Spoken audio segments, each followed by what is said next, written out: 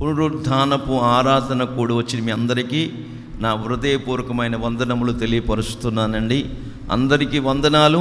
యేసయ్య నామమునకు స్తోత్రములు. హల్లెలూయా, హల్లెలూయా. ఈ సర్వ ప్రపంచంలో కూడా మనుషులమైన మనం ఎప్పటికీ ఎన్నటికీ కూడా ఆరోగ్యవంతులుగా ఉండాలని కోరుకుంటాం. ఏ ఒక్కరూ తన పిల్లలు బలహీనులుగా ఉండాలని ఏ తల్లి తండ్రి కోరుకోరు. నా పిల్లలు బలహీనతలతోనే బాధపడాలా, నా పిల్లలు ఎప్పటికీ ఎన్నటికీ బలహీనతల్లోనే ఉండాలి అని ఏ తల్లి అయినా తండ్రి అయినా కోరుకున్నట్టు మీకు కనబడితే వారు తల్లిదండ్రులు కారు. తల్లిదండ్రుల యొక్క ఆ మాటకు అర్హత లేని వారిని గుర్తించాలి. మనం ఆరాధిస్తున్న దేవుడు మనకు మన కుటుంబాలకి ఆరోగ్యమును కలుగజేసే దేవుడు. హల్లెలూయా. ఇర్మియా గ్రంథములో మనం బైబిల్ గ్రంథంలో చదువుతుంటే ఇర్మియా గ్రంథం 30వ అధ్యాయములో 17వ వాక్యం ఆఖరి లైన్లో చూస్తుంటే, నేను నీకు ఆరోగ్యమును కలుగజేసేదను, నీ గాయములు మాన్పెదను. హల్లెలూయా. సృష్టికర్త అయిన దేవుడు మనకు ఆరోగ్యాన్ని కలుగు చేస్తానని చెప్తున్నాడు. మరి ఎందుకు బలహీనులైపోతున్నారు? ఆరోగ్యాన్ని కలుగు చేస్తానన్న గొప్ప దేవుడు, సృష్టికర్త అయిన తండ్రి 27 సంవత్సరాలుగా నాకు ఆరోగ్యాన్ని ఇచ్చి మీ కండ్ల ఎదుట నిలబెట్టి ఏ వైద్య శాస్త్రాన్ని ఆశ్రయించకుండా ఆధారపడకుండా ఈ గడియ వరకు ప్రభు గాయాలలో ఉన్న స్వస్థతను అనుభవిస్తూ సాగిపోవటానికి ప్రభు కార్యం చేశాడు. ఆయన వాగ్దానపూర్వకంగా మాట్లాడుచున్నాడు. నా బిడ్డలారా, నేను మీకు ఆరోగ్యాన్ని కలుగు చేస్తాను, మీ గాయములు మాన్పుతాను, మీ గాయాలు కట్టుతాను, మిమ్మల్ని స్వస్థపరుస్తాను అని ఇక్కడ చెప్తున్నాడు. మరి ఎందుకు స్వస్థత పొందుకోలేకపోతున్నారు చాలామంది ఈ సర్వ ప్రపంచములో? నా ప్రజలు ఎందుకు స్వస్థత పొందుకోలేకపోతున్నారు? బైబిల్లో మరొక చోట మనం చూస్తే ఇర్మియా గ్రంథం 8:22లో, గిలాతులో గుగ్గిలము లేదా?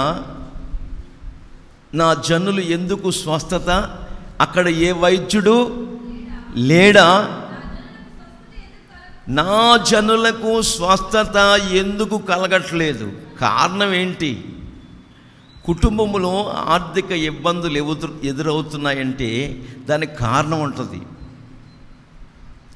కుటుంబంలో పిల్లలందరూ కూడా అల్లరి చిల్లరగా తిరుగుతున్నారంటే దానికి కారణాలు ఉంటాయి. ఒక ఇంటిలో కన్నీళ్లు ప్రారంభమైనవి అంటే దానికి కారణాలు ఉంటాయి. ఇక్కడ పరిశుద్ధాత్ముడు సూటిగా మనతో చెప్తున్నాడు, గిలాదులో గుగ్గిలము లేదా? అక్కడ ఏ వైద్యుడు లేడా? నా జనులకు ఎందుకు స్వస్థత కలుగట్లేదు? నేనెవరినో తెలుసా? నేను మీకు ఆరోగ్యాన్ని కలుగు చేసే దేవుణ్ణి. చప్పట్లు కొట్టండి గట్టిగా. మీ గాయములు మాన్పేవాడిని.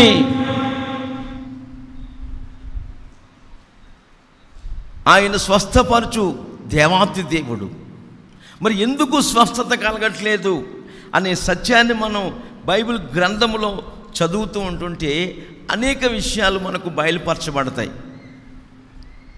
మొట్టమొదటిగా ఆయన బిడ్డలమైన మనకు ఎందుకు స్వస్థత కలగట్లేదంటే, దినవృత్తాంతాల 2వ గ్రంథములో సొలొమోనుకు సృష్టికర్త అయిన దేవుడు చెప్తున్నాడు, నా పేరు పెట్టబడిన నా జనులు తమ్మును తాము తగ్గించుకొని ప్రార్థన చేసి నన్ను వెదకి తమ చెడు మార్గములను విడిచిన ఎడల ఆకాశమందున్న నేను, మహా ఆకాశములందు నివసిస్తున్న నేను, కోటి సూర్యుల కన్నా కాంతి కలిగి తేజస్సు కలిగిన నేను, ఆకాశమందున్న నా వారి ప్రార్థన విని వారి పాపములు అవిధేయతల్ని క్షమించి వాళ్ళ దేశమును స్వస్థపరచుదునుగాక. ఆమేన్. వారిని స్వస్థపరుస్తాను. వారి దేశాన్ని స్వస్థపరుస్తానంటే అర్థం ఏంటంటే వారిని స్వస్థపరుస్తాను. మరొక కోణంలో చూస్తే మిమ్మల్ని అందరినీ ఆయన స్వస్థపరచబోతున్నాడు. చప్పట్లు కొట్టండి గట్టిగా. Praise the lord. అప్పారా గారు చెప్పారు కదా, దేశం అంటే మట్టి కాదు, ఈ దేశం అంటే మనుషులని. దేశం అంటే మనమే. మనం లేకపోతే దేశం ఎక్కడుంటుంది? మనం లేకపోతే షాపింగ్ మాల్ ఎక్కడుంటాయి? కొనుక్కునేవాడు ఉంటేనే అమ్మేవాడు ఉంటాడు. కొనుక్కునేవాడు లేదనుకోండి, అమ్మేవాడు ఉండడు. షాప్కి వెళ్ళి మనం పలానా వస్తువు కావాలని అడిగామనుకోండి, ఏమంటే మీరు వింతగా అడుగుతున్నారు, ఇక్కడ ఈ వస్తువు ఎవరు కొనరు అని చెప్తారు. ఎప్పుడు మనల్ని స్వస్థపరుస్తాడంటే మనము ఆయన పేరు పెట్టబడిన వారు. అంటే పేరు గొప్ప ఊరు దెబ్బ అన్నట్టుగా ఉండకూడదు. పేరుకు తగ్గ జీవితము కలిగి ఉండాలి. కొంతమంది శాంతమ్మ అని పేరు పెట్టుకుంటారు, శాంతం ఉండదు. పరిశుద్ధమ్మ అనే ఉంటుంది ఖమ్మం జిల్లాలో. ఆమె ఖమ్మం జిల్లాకి వెస్ట్ గోదావరికి మధ్యలో ఉంటుంది, బార్డర్లో. పరిశుద్ధమ్మ అని ఉంటుంది, కానీ విసిగిస్తూ ఉంటుంది సేవకుల్ని. శాంతారావు గారు అని పేరు పెట్టుకుంటే సరిపోద్దా? పేరుకు తగ్గ జీవితం ఉండాలి. నీ పేరుని ఆయన మంచి పేరును, ఖ్యాతిని, ఘనతను కలుగు చేయటానికి ఆయన నీకు ఆయన పేరు పెట్టాడు. దేవునికి మహిమ కలుగునుగాక. నా పేరు పెట్టబడిన నా జనులు స్వస్థత అనుభవించాలి, స్వస్థత పొందాలి అని ఉద్దేశించిన వారమైతే మొట్టమొదటిగా మనం ఏం చేయాలంటే మనకు మనం తగ్గించుకోవాలి. ఏం చేసుకోవాలండి? చూడండి, ఏనుగు ఎంత బలమైనది. జంతువులన్నిటిలో కల్లా బలమైన జంతువు, భారీ జంతువు, ఏమంటే పెద్దది ఏనుగు, చాలా బలమైనది. అంత బలమైన జంతువు కూడా కోరలు ఎలా ఉంటాయంటే కిందకు ఉంటాయి. ఏనుగుకున్న కోరలు 2 కోరలు ఉంటాయి, అవి కిందకు ఉంటాయి. అది దేనికి సాదృశ్యం అంటే తగ్గింపు జీవితానికి సాదృశ్యం.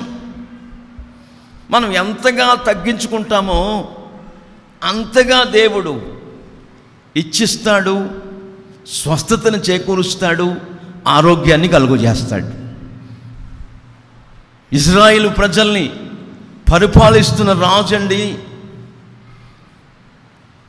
దేవాతి దేవుడు ఫ్యూచర్లో, భవిష్యత్తులో దావీదు మహారాజు జీవితంలో జరగబోతున్న అనుభవాలన్నిటినీ కూడా సృష్టికర్తని దేవాతి దేవుడు దావీదు మహారాజుకి వివరిస్తూ వల్లిస్తూ చెప్పుతున్నప్పుడు వెంటనే దేవుని మందిరంలోకి వెళ్ళిపోయి కన్నీళ్లు విడుస్తూ దేవుని సందులో కూర్చుని మోకరించి కన్నీళ్లు విడుస్తూ ప్రార్థిస్తున్నాడు. అయ్యా, ఇంతగా నన్ను హెచ్చించుటకు నేనెంతటి వాడినయ్యా, నా కుటుంబం యాపాటిదంటాడు.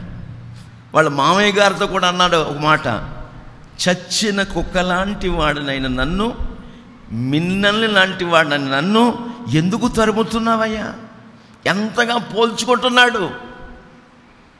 ఆ మధ్యన ఎవరో రైల్వే స్టేషన్లో ఒక వ్యక్తి కనపడ్డాడు నాకు. నేను మద్రాసుకు వెళ్తున్నాను ఉదయకాలం. ఆయన మరి ఎక్కడికి వెళ్తాడు, వచ్చాడు, తెల్లని డ్రెస్ వేసుకున్నాడు. నేను రిజర్వేషన్ చేయించుకున్నాను. ఆయన టికెట్ తీసుకోవడానికి వెళ్తున్నాడు. లైన్లో నిలబడి ఆయన జేబులో ఆ రోజుల్లో 1000 రూపాయల నోట్లు ఉన్నాయి, 1000 రూపాయల నోట్లు. జేబులో ఇంత ఎత్తుందండి, పైకి 1000 రూపాయల నోటు కనపడుతుంది. అమ్మో, ఇంత డబ్బు పైన పెట్టుకున్నాడు ఈయన, ఏంటి ఇంత డబ్బు పైన పెట్టుకున్నాడు, 1000 రూపాయల నోట్లు కట్ట అని నేను అనుకున్నా. అతను లైన్లో నిలబడి డబ్బులు తీసేటప్పుడు మొత్తం పట్టుకుని లాగాడండి. 1000 రూపాయలు ఒక్క నోటే ఉంది, మిగిలినంత చెత్త పెట్టాడు వెనకాల. చెత్త అది కాయింతలు పెట్టున్నాడు. అది అడ్రస్లు కాయించాలి, బుక్కు, ఫోన్లు బుక్కు. ఓరి నీకు పోయే కాలం దగ్గర పడా, నీ ఎచ్చింపు తగలబడా, నీకుంటే ఉండొచ్చు. ఒక్క కాగితమేనా? పెద్దోళ్ళు మాటలు ఊరికే పోవండి. నిండుకొండ ఎప్పటికీ కదలదంటండి. ఆమేన్. సగం నీళ్ళున్న కొండ ఏమవుద్ది? ఊగుతూ ఉంటుంది నెత్తి మీద పెడితే.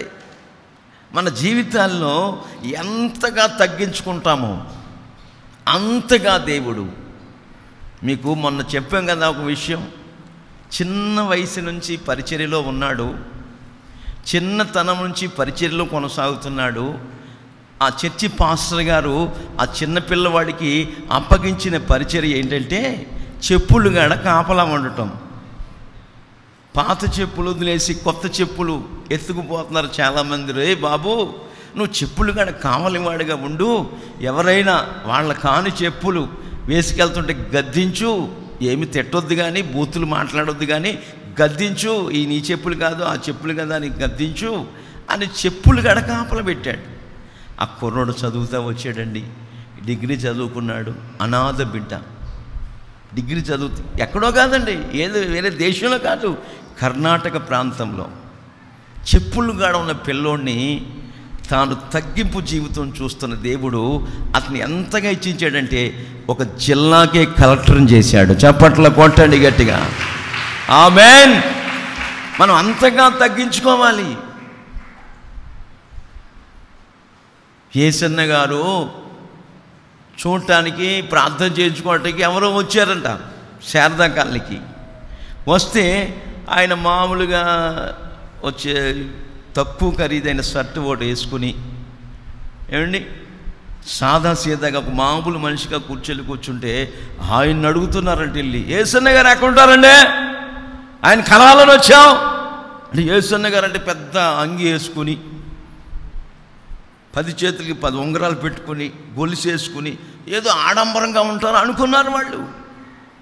అప్పుడు యేసన్న గారు కావాలా మీకు అంటే, అప్పుడు ఆయన నేనే అంటే మీరా అని ఎలా చూస్తున్నారంట. ఎందుకంటే ఆయనలో ఉన్న నమ్రత, ఆయనలో ఉన్న తగ్గింపు అంత నేర్చుకోలేదు. కానీ మేము ఒక ఆవగింజంత నేర్చుకున్నాం కనుక ఈ రోజు వరకు నిలిచి ఉన్నాం. దేవునికి మహిమ కలుగును గాక. హల్లెలూయా. ఎవరైతే తమ్మును తాము తగ్గించుకుంటారో, కొంతమంది చూడండి 10,000 రూపాయలు ఉన్నప్పటికీ ఇక ఇంటికాడ ఉండరు, ఎంతసేపు పట్టణంలోనే ఉంటారు, బజార్లోనే తిరుగుతూ ఉంటారు, అయిపోయిక పోతారు కాళ్ళు చేతుల్లాగి. మన జీవితాల్లో ఎంతగా తగ్గించుకుంటామో అంతగా దేవుడు మనల్ని స్వస్థపరుస్తాడు. నా పేరు పెట్టబడిన నా ప్రజలు తమ్మును తాము తగ్గించుకొని, రెండవదిగా ఏం చేయాలి? ప్రార్థన చేసి నన్ను వెదకి తమ చెడు మార్గములు విడిచిన ఎడల ఆకాశమందు నేను వాళ్ళ ప్రార్థన ఆలకించి వెనువెంటనే వాళ్ళ దేశమును వారిని స్వస్థపరచుదును. ఆమేన్. అంటే ఇప్పుడు స్వస్థత ఎక్కడుంది? తగ్గింపులో ఉంది. స్వస్థత ఎక్కడుంది? ఆయన వెదకటంలో ఉంది. ఎందుకు వెదికే వారికి ఆయన స్వస్థపరుస్తాడు? మరొక పుస్తకంలో ఉంటుంది, నన్ను జాగ్రత్తగా వెదుకువారు నన్ను కనుగొంటారు. ఆమేన్. ఆయన వెదకాలి. ఆయన వెదక వారికి దొరికే దేవుడు, ప్రత్యక్షమయ్యే దేవుడు. ఆయన వెదుకుతున్న వారి మధ్యలోకి ఆయన ప్రభావమును పంపించి స్వస్థపరుస్తాడు. 4వదిగా చెడు మార్గమును విడిచిపెట్టాలి. చెడు మాటలు వినకూడదు, చూడకూడనివి చూడకూడదు. చూడకూడనివి కనబడినప్పుడు గత రాత్రి కూడికలో పరిశుద్ధాత్ముడు మాట్లాడాడు. మనం ఏమైపోవాలి? గుడ్డివారం అయిపోవాలి. వినకూడని మాటలు వినబడతాయి అనుకో, అప్పుడు మనం ఏమైపోవాలి? చెవిటి వారము కావాలి. చెడును చూడకుండా నీ కనులను, చెడును వినకుండా నీ చెవులను, చెడును పలుకకుండా నీ నాలుకను, చెడులో నడుమకుండ నీ కాళ్ళను, చెడును చూడకుండ నీ కనులను, చెడును వినకుండ నీ చెవులను, చెడును పలుకకుండ నీ నాలుకను, చెడులో నడుమకుండ నీ కాళ్ళను, దూరముగా నుంచువో సోదరా, దూరముగా నుంచువో సోదరి, ఆమేన్. దూరముగా నుంచువో సోదరా, దూరముగా నుంచువో సోదరి, కన్నులుండి చూడలేవ యేసు మహిమను, చెవులు వినాలేవ యేసు మాటను, నాలుగుని పాడలేవ యేసు పాటను, కాళ్ళు ఉండి నడుమలేవ యేసు పాటలో. గ్లోరీ, హల్లెలూయా. చెడు మార్గములు విడిచిపెట్టాలి, చెడు చూపులు మానాలి, చెడు మాటలు వినటం మానేయాలి.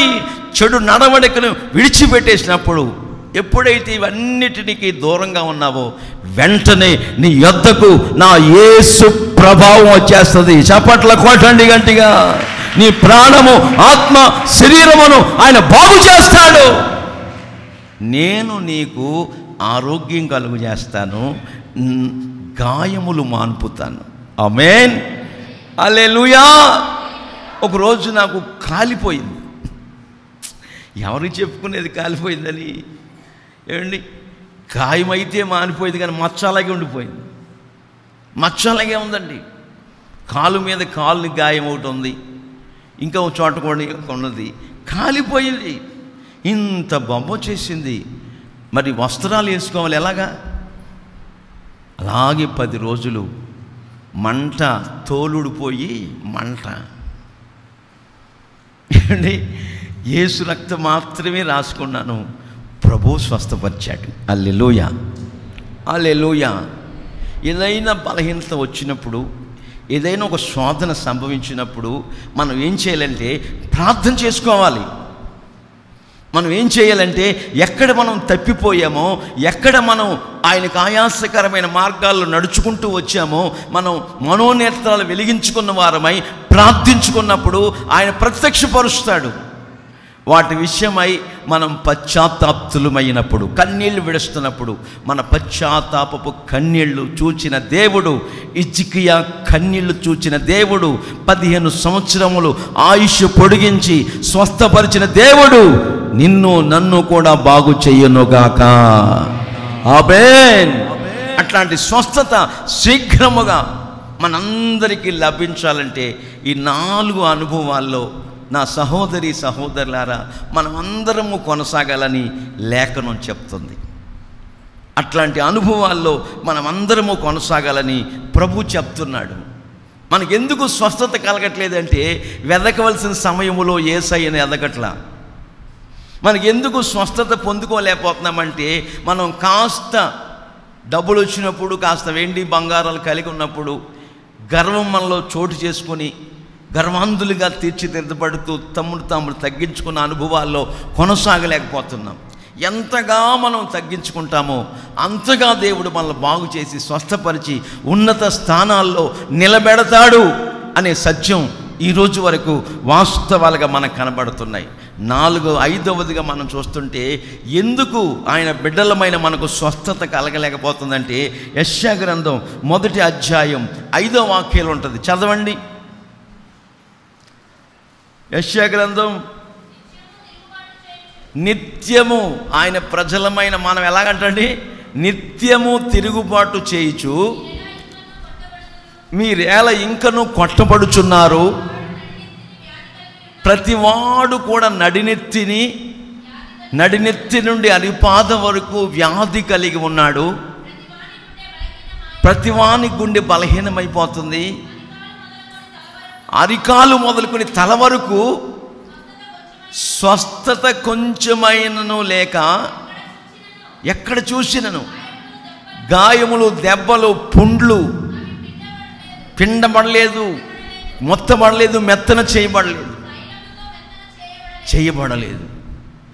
ఎందుకు ఇట్లాంటి పరిస్థితులు సర్వప్రపంచంలో ఉన్న మానవాల్ని పట్టి పీడిస్తూ ఉంది అంటే, ఆయన ప్రజలు ఏం చేస్తారంట, నిత్యము తిరుగుబాటు చేస్తున్నారు. తిరుగుబాటు స్వభావం, తిరుగుబాటు చేటియు సోది చెప్పిటియు పాపముతో సమానమని బైబిల్ తెలియపరుస్తుంది.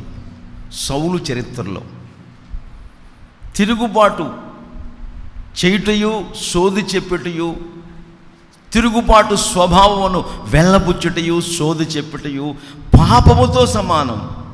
పాపం వల్ల వచ్చే జీతము దురాశ గర్భమును ధరించి పాపమును కనగా, పాపము పరిపక్వమై మరణమును కంటుంది. పాపం వల్ల వచ్చే జీతము మరణం. ఆ మరణము నుంచి తప్పించుట కొరకే, ఆ మరణపు ముళ్ళును విరుచుట కొరకే నా ప్రభు అయిన యేసు క్రీస్తు వారు 2020 సంవత్సరాల క్రితం నరవతారికి లోకానికి వచ్చారు. దేవునికి మహిమ కలుగునుగాక. ఆయన విలువైన రక్తాన్ని చిందించారు, పంచగాయములు పొందారు, ప్రాముఖ్యంగా పంచఖండముల కొరకు. ఆయన బాధ నొందారు, దౌర్జన్యం నొందారు, హింస నొందారు. ఆయన సహించుకున్నారు, భరించుకున్నారు. ఆయన కల్వారి సిలువలో కార్చిన చిందించిన రక్తం ద్వారా మనల్ని కొనుక్కున్నారు, మనల్ని బాగు చేయటానికే ఈ లోకానికి అనుదించారు. ఆయన చెప్తున్నారు లేఖనాల్లో, నా బిడ్డలారా, నేను పొందిన గాయముల ద్వారా మీకు స్వస్థత చేకూర్చబడుతుంది. ఆమేన్. ఆయన గాయాల్లో స్వస్థత ఉంది, ఆయన రక్తములో రక్షణ ఉంది. ఆయన రక్తములో రక్షణ ఎంత నిశ్చయమో, ఆయన గాయాల్లో ఉన్న స్వస్థత కూడా అంతే నిశ్చయం. దానికి నేనే మీకు మీ ఎదుట సాక్షిని. 1 రోజా 2 రోజుల 10 నెలల 10 సంవత్సరాల 27 ఏళ్ళు. ఆమేన్, హల్లెలూయా. ప్రభు ఎంత దయామయుడండి, ఎంత కనికర స్వరూపుడు. కనుక ఈ రోజున నీ శరీర సంబంధమైన స్వస్థత కంటే ఆత్మ సంబంధమైన స్వస్థత చాలా అవసరం.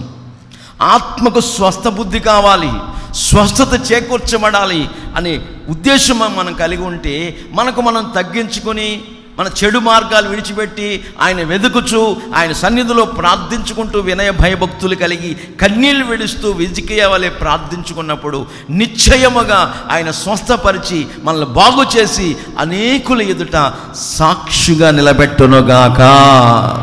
సత్యానికి స్తంభములుగా నిలబెడతాడు ఆయన. ఆయన ఎంతైనా నమ్మదగిన దేవుడు. కనుక తిరుగుబాటు స్వభావాన్ని, మూర్ఖతను అగపరచటం, ఇట్లాంటి అన్నీ కూడా మరి విడిచిపెట్టాలని ఈ లేఖన భాగాలు చెప్పకనే చెప్పుచున్న నగ్న సత్యాలు. బైబిల్ గ్రంథములో ఇర్మియా గ్రంథములోని 17:14 చదవండి. ఏముందో అక్కడ? 17:14 ఇర్మియా గ్రంథం చదువుదాం. యెహోవా, నీవు నన్ను స్వస్థపరచుము, నేను స్వస్థత నొందుదును. నన్ను రక్షింపుము, నేను రక్షించబడతాను. నేను నిన్ను స్తుతించుటకు స్తోత్రించుటకు నీవే కారకుడువై ఉన్నావయ్యా. హల్లెలూయా. నిన్ను స్తుతించాలన్నా, నీకు స్తోత్రాలు చెల్లించాలన్నా, యెహోవా నువ్వు నన్ను స్వస్థపరచు, నేను స్వస్థత పొందుకుంటాను. నువ్వు నన్ను రక్షించు, నేను రక్షించబడతాను. రక్షణ ఇప్పుడు లేకుండా పోయింది. ఎప్పుడు మన తనువులు ముగిసిపోతాయో, ఏ రోజు తెల్లమారుతుందో, ఎప్పుడో భయానకమైన పరిస్థితులు. మార్చి నెల నుండి ఇప్పటి వరకు కూడా, ఈ నెల 1వ తేదీ వరకు కూడా భయానకమైన పరిస్థితులు. ఎప్పుడు ఆ మహమ్మారి మనల్ని ఆవరిస్తుందో, ఎప్పుడు మన ప్రాణమాత్మ దేహాలు మట్టిలో కలిసిపోతాయో, మనుషులమైన మనకు తెలియని పరిస్థితుల్లో మన జీవిత పయనాన్ని కొనసాగించుకుంటూ వచ్చాం. అయితే ప్రభు చెప్తున్నాడు, నేను మీకు ఆరోగ్యం కలుగు చేస్తా. ఆమేన్. భక్తుడు ఇర్మియా అన్నాడు, దేవా యెహోవా నువ్వు నన్ను స్వస్థపరిచయ్యా, నేను స్వస్థత పొందుకుంటాను. మీరు మమ్మల్ని రక్షించండి, మేము రక్షించబడతాము. అయ్యా, మిమ్మల్ని స్తోత్రించాలన్నా, మీ నామాన్ని గణపరచాలన్నా ఈ 2 కార్యాలు మా జీవితాల్లో జరిగితే కదా నేను మిమ్మల్ని స్తుతిస్తాము, ఆరాధిస్తాము. స్తుతించకుండా ఉండలేము అనే సత్యాన్ని ఇర్మియా గ్రంథకర్తకి మాకు చెప్తున్నాడు. ఆయనే గాయపరుస్తాడంట. యోబు గ్రంథంలో రాసి ఉంటుంది 17వ అధ్యాయం 5వ అధ్యాయము యోబు గ్రంథం 17-18లో చూస్తే గాయపరచువాడు నేనే అంటాడు. చదవండి 5వ అధ్యాయం 17-18 వాక్యాలు. దేవుడు గద్దించు మనుషుడు ధన్యుడు,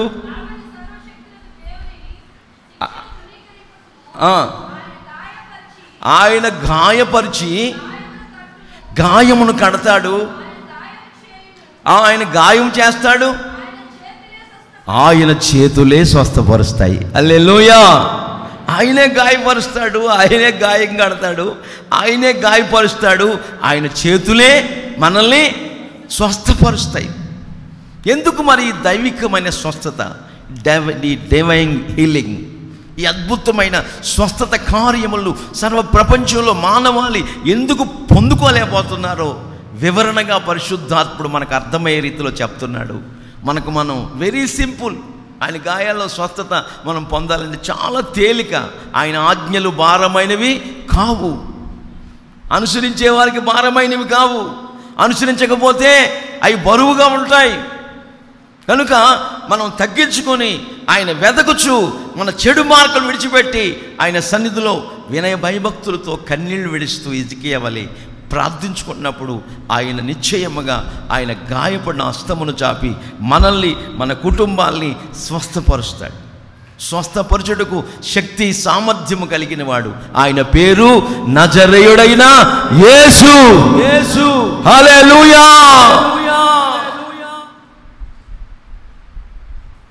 బైబిల్లో ఒక వాగ్దానం ఉంటుంది, మిమ్మును స్వస్థపరచు యెహోవాను నేనే అని ఉంటుంది.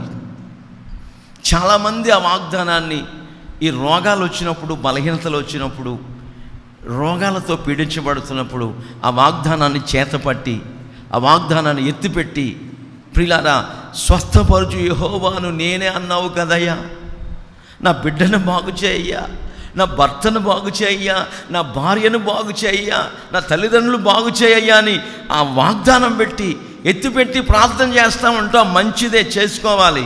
అయితే పైన ఉంటాయి ఇన్ని అనుభవాలు ఉంటాయంటే 15-26 నిర్గమకాండం 15వ అధ్యాయము 26వ వాక్యం, నీ దేవుడైన యెహోవా వాక్కు శ్రద్ధగా వినాలి. మొట్టమొదటి పని ఏంటి? స్వస్థపరచు యెహోవా మనల్ని బాగు చేయాలంటే దేవుని మాటలను శ్రద్ధగా వినాలి. నీ దేవుడైన యెహోవా వాక్కును శ్రద్ధగా విని ఆయన దృష్టికి న్యాయమైనది చేసి ఆయన ఆజ్ఞలకు విధేయులమై ఆయన కట్టడలు విధులను అన్నిటినీ అనుసరించి నడుచుకున్న యెడల నేను ఐగుప్తీయులకు కలుగజేసిన రోగములో ఏదియు మీకు రానివ్వను, మిమ్మును స్వస్థపరచు యెహోవాను నేనే. చప్పట్ల కొట్టండి గట్టిగా. Praise the Lord. మనల్ని స్వస్థపరుస్తాడు ఆయన. ఇప్పుడు దేవుని వాక్యమును శ్రద్ధగా వినాలి. వింటమే కాదండి, శ్రద్ధగా చదవాలి. ఎప్పుడు చదవాలి? ప్రతి వేకువజామునే దేవుని వాక్యాన్ని ధ్యానించాలి, దేవుని వాక్యాన్ని చదువుకోవాలి. రెండవదిగా ఆయన కట్టడలు విధుల ప్రకారంగా నడుచుకోవాలి. ఆయన దృష్టికి న్యాయంగా నడవాలి. ఆయన దృష్టికి న్యాయమైనది చేస్తూ ఉండాలి. అన్యాయంగా ప్రవర్తించకూడదు. అన్యాయంగా వస్తున్న సొమ్మును దొంగిలించకూడదు. అక్రమ సంపాదన కొరకు మనం తల వగ్గకూడదు. లంచగొండితనానికి చేతులు కలపకూడదు. ఇవన్నీ కార్యక్రమాలు ఉన్నాయి. ఇవన్నీ చేస్తున్న వాళ్ళు లక్షలు హాస్పిటల్ పాలు చేస్తారు, కానీ ఇవన్నీ అనుసరించరు. ఉచితంగా బాగు చేసే దేవుని వద్దకు రాకుండా దేవునికి ఆయాసకరమైన మార్గాల్లో నడుచుకుంటూ, ప్రియులారా, మిమ్మల్ని స్వస్థపరచు యెహోవాను నేనే అని వాగ్దానం చేసిన దేవుడు నమ్మదగిన దేవుడు, మాట ఇచ్చి నెరవేర్చుటకు శక్తి సామర్థ్యము కలిగిన వాడు కనుక ఆయన సన్నిధిలో ఎంత మాత్రము కూడా ఆయన వాక్కును మర్చిపోకుండా, ఆయన వాక్కును పలుసార్లు మనం ధ్యానించుకుంటూ, ఆ వాక్యాన్ని చదువుకుంటూ, ఆయన దృష్టికి న్యాయమైనది చేస్తూ, ఆయన కట్టడలను అనుసరించి, ఆయన విధులను అనుసరించి, ఆయన ఆజ్ఞల మార్గాన పరిగెత్తుకుంటూ దావీదు వలె వెళ్ళిపోతున్నప్పుడు ఆయన వాగ్దానపూర్వకంగా చెప్తున్నాడు, నా బిడ్డలారా, ఐగుప్తీలకు కలగజేసిన రోగములలో, ఐగుప్తు అనగా లోకం, ఆత్మ సంబంధంగా మనం ఆలోచన చేస్తే ఐగుప్తు అనగా లోకం, లోకస్తులకు కలుగుచున్న రోగముల్లో ఏదియు మీకు రానివ్వను. ఆమేన్. రానివ్వనని చెప్పినవాడు మనిషి, నరమార్తుడా, ఏమండి, లేకపోతే ఒక వైద్యుడా? కాదు, సర్వమును సృష్టించిన సృష్టికర్త. చప్పట్ల కొట్టండి గట్టిగా. ఆమేన్. దైవజనుడు, దైవ సేవకుడు, సూర్యుడా, చంద్రుడా, నువ్వు అయాల్లోను గిబియోల్లోను నిలిచిపో, ఆగిపో.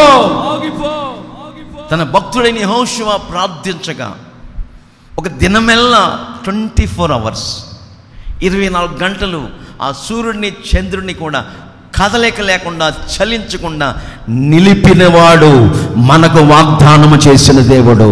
దేవునికి మహిమ కలుగునుగాక. సముద్రమును పాయలుగా చేసినవాడు, పరలోకము నుండి మన్నాను కురిపించినవాడు, దాహం వేస్తే చెక్కుముకి రాతి బండను చీల్చి సముద్రమంత ప్రవాహముగా నీళ్ళిచ్చినవాడు. ఆయన సృష్టికర్త అండి. సమస్త సృష్టిని కూడా మాట మాత్రము చేత కలుగు చేసినవాడు. ఆయన స్వహస్తాలతో నేల నుండి అంత మట్టి తీసి బొమ్మగా చేసి అని ఊపిరి మనుషులమైన మనలో ఊదగా మనుషులు జీవించు ప్రాణి అయ్యాడని లేఖనం చెప్తుంది. మనల్ని నిర్మించిన వాడు, మనకు అవయవాలు నిర్మించిన నిర్మాత, ఆయన అవయవ నిర్మాత, ఆరోగ్య ప్రదాత. హల్లెలూయా. ఆయన అంత గొప్ప దేవుడు.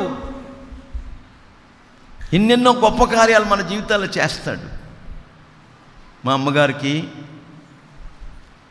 సీరియస్ అని ఫోన్ చేశారు 20 ఏళ్ల క్రితం.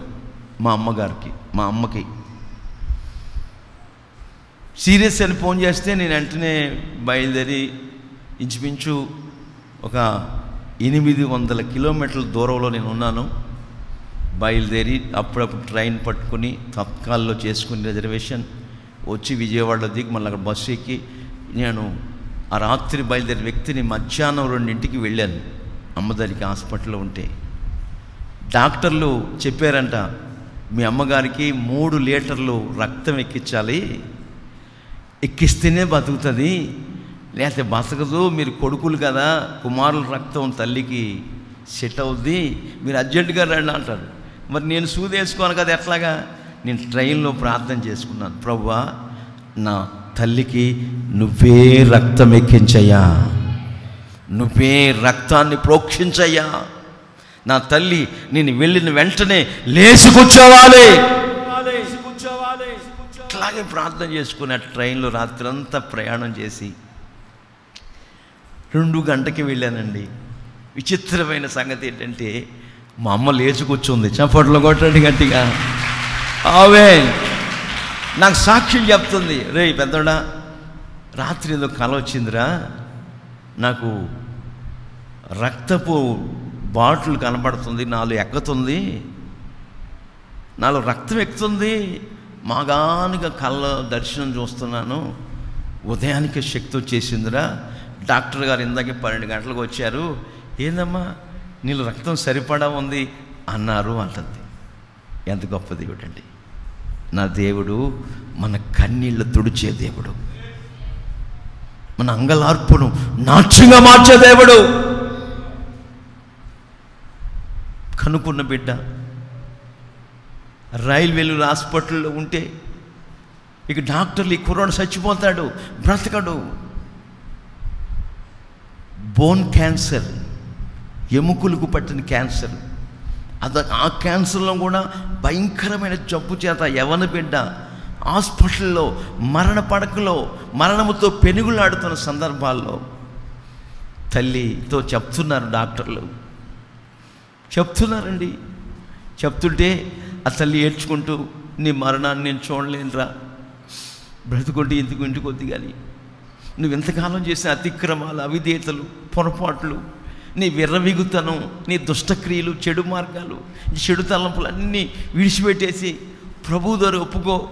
బైబిల్ సామెతల గ్రంథం ఒక మాట ఉందిరా, అతిక్రమంలో దాచిపెట్టుకున్నవాడు వర్ధిల్లడు, వాటిని ఒప్పుకొని విడిచిపెట్టినవాడు కనికరం పొందుకుంటాడు.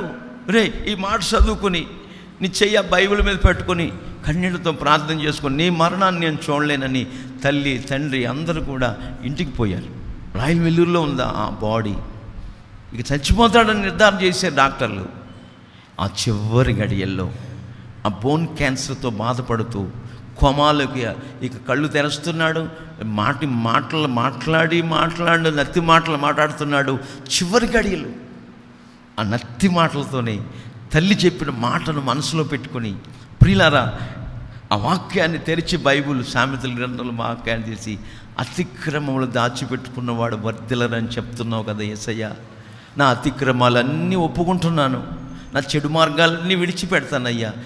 ఈ సమయంలో నన్ను ఈ మరణ పడకలోంచి నువ్వు లేపి నన్ను స్వస్థపరిస్తే, హల్లెలూయా, నన్ను బాగు చేస్తే ఇక నేను లోకం వైపుకి, లోక ఆశల వైపుకి వెళ్ళను ప్రభువా, నీ సేవ చేస్తానయ్యా, నన్ను లేపయ్యా అని ఆ వాక్యం చదువుకుని చేయి పెట్టుకుని కన్నీళ్ళు విడుస్తూ ఆ బైబిలు ఆ వాక్యాన్ని గుండెల మీద పెట్టుకుని కన్నీళ్ళు విడుస్తూ అలాగ పండుకున్నాడటండి. ఉదయానికే క్యాన్సర్ మాయమైపోయింది. చప్పట్ల కొట్టండి గట్టిగా. ప్రభు దర్శించారు. ఇది పెట్ట కథ కాదు, కట్టు కథ కాదు. ఇప్పుడు ఆ యవనస్తుడు ఈస్ట్ గోదావరిలో గొప్ప సేవ చేస్తున్నాడు. దేవునికి మహిమ కలుగును గాక. మన దేవుడు మనకి ఆరోగ్యం కలుగు చేస్తాడు. ఎప్పుడు నీ ఇష్టం వచ్చినట్టు నువ్వు ప్రవర్తిస్తే కాదు, నువ్వు దేవుణ్ణి వేకువజాను వెతకాలి. నా దేవా, నా దేవుడువు నీవే, నేను నిన్ను వేకువజామునే వెతకుతున్నాను. నేను వెతకుతున్నప్పుడు నా బ్రతుకులో నేనేం ఆనందిస్తున్నానంటే, క్రొవ్వు మెదడు దొరుకుతున్నట్లుందయ్యా. ఆమేన్. క్రొవ్వు మెదడు, ఆ మెదడు ఎంత టేస్ట్గా, ఎంత రుచిగా ఉంటుందండి. క్రొవ్వు మెదడు దొరుకుతున్నట్లుగా ఉంది అంటాడు దావీదు మహారాజు. కనుక వేకువజామున ప్రార్థన చేసి ఆయన వెతకి, మనకు మనం తగ్గించుకొని ఆయన వెతకి, ఆయన మన చెడును విడిచిపెట్టి, పాపాన్ని విడిచిపెట్టి, అవిధతలు విడిచిపెడితే మనల్నే కాదండి, మన దేశాన్నే స్వస్థపరుస్తాడంట ఆయన. ఆమేన్. ఐగుప్తి లోకస్తులు కలిగే రోగాల్లో ఏది రానివ్వడు. ఏది రానివ్వకుండా మిమ్మల్ని స్వస్థపరచు యెహోవాను నేనే అని వాగ్దానం చేస్తున్నాడు ఆయన. ఈ వాగ్దానాన్ని స్వతంత్రించుకోవాలి మీరు. ఈ వాగ్దానాన్ని గుండెల్లో భద్రపరచుకోవాలి. ఈ వాగ్దానాన్ని చేతపట్టుకున్న మనం జాగ్రత్తగా దేవుని వాక్యాన్ని ధ్యానించాలి. ఆయన కట్టడలు విధుల ప్రకారంగా నడుచుకోవాలి. ఆయన దృష్టికి న్యాయమైనది చెయ్యాలి. ఆయన కట్టలు అనుసరించి నడవాలి. ఇవన్నీ చేసినప్పుడు లోకస్తులు కలిగిన రోగాలు ఏది రాకుండా మిమ్మల్ని నేను బాగు చేస్తానని ఈ నిర్గమాకాండ వాక్య భాగంలో మనం చూస్తున్నాం. యాకోబు పత్రికలో కూడా ఓ మాట ఉంటుంది, చదవండి. యాకోబు పత్రికలో 5వ అధ్యాయం 15వ వాక్యం.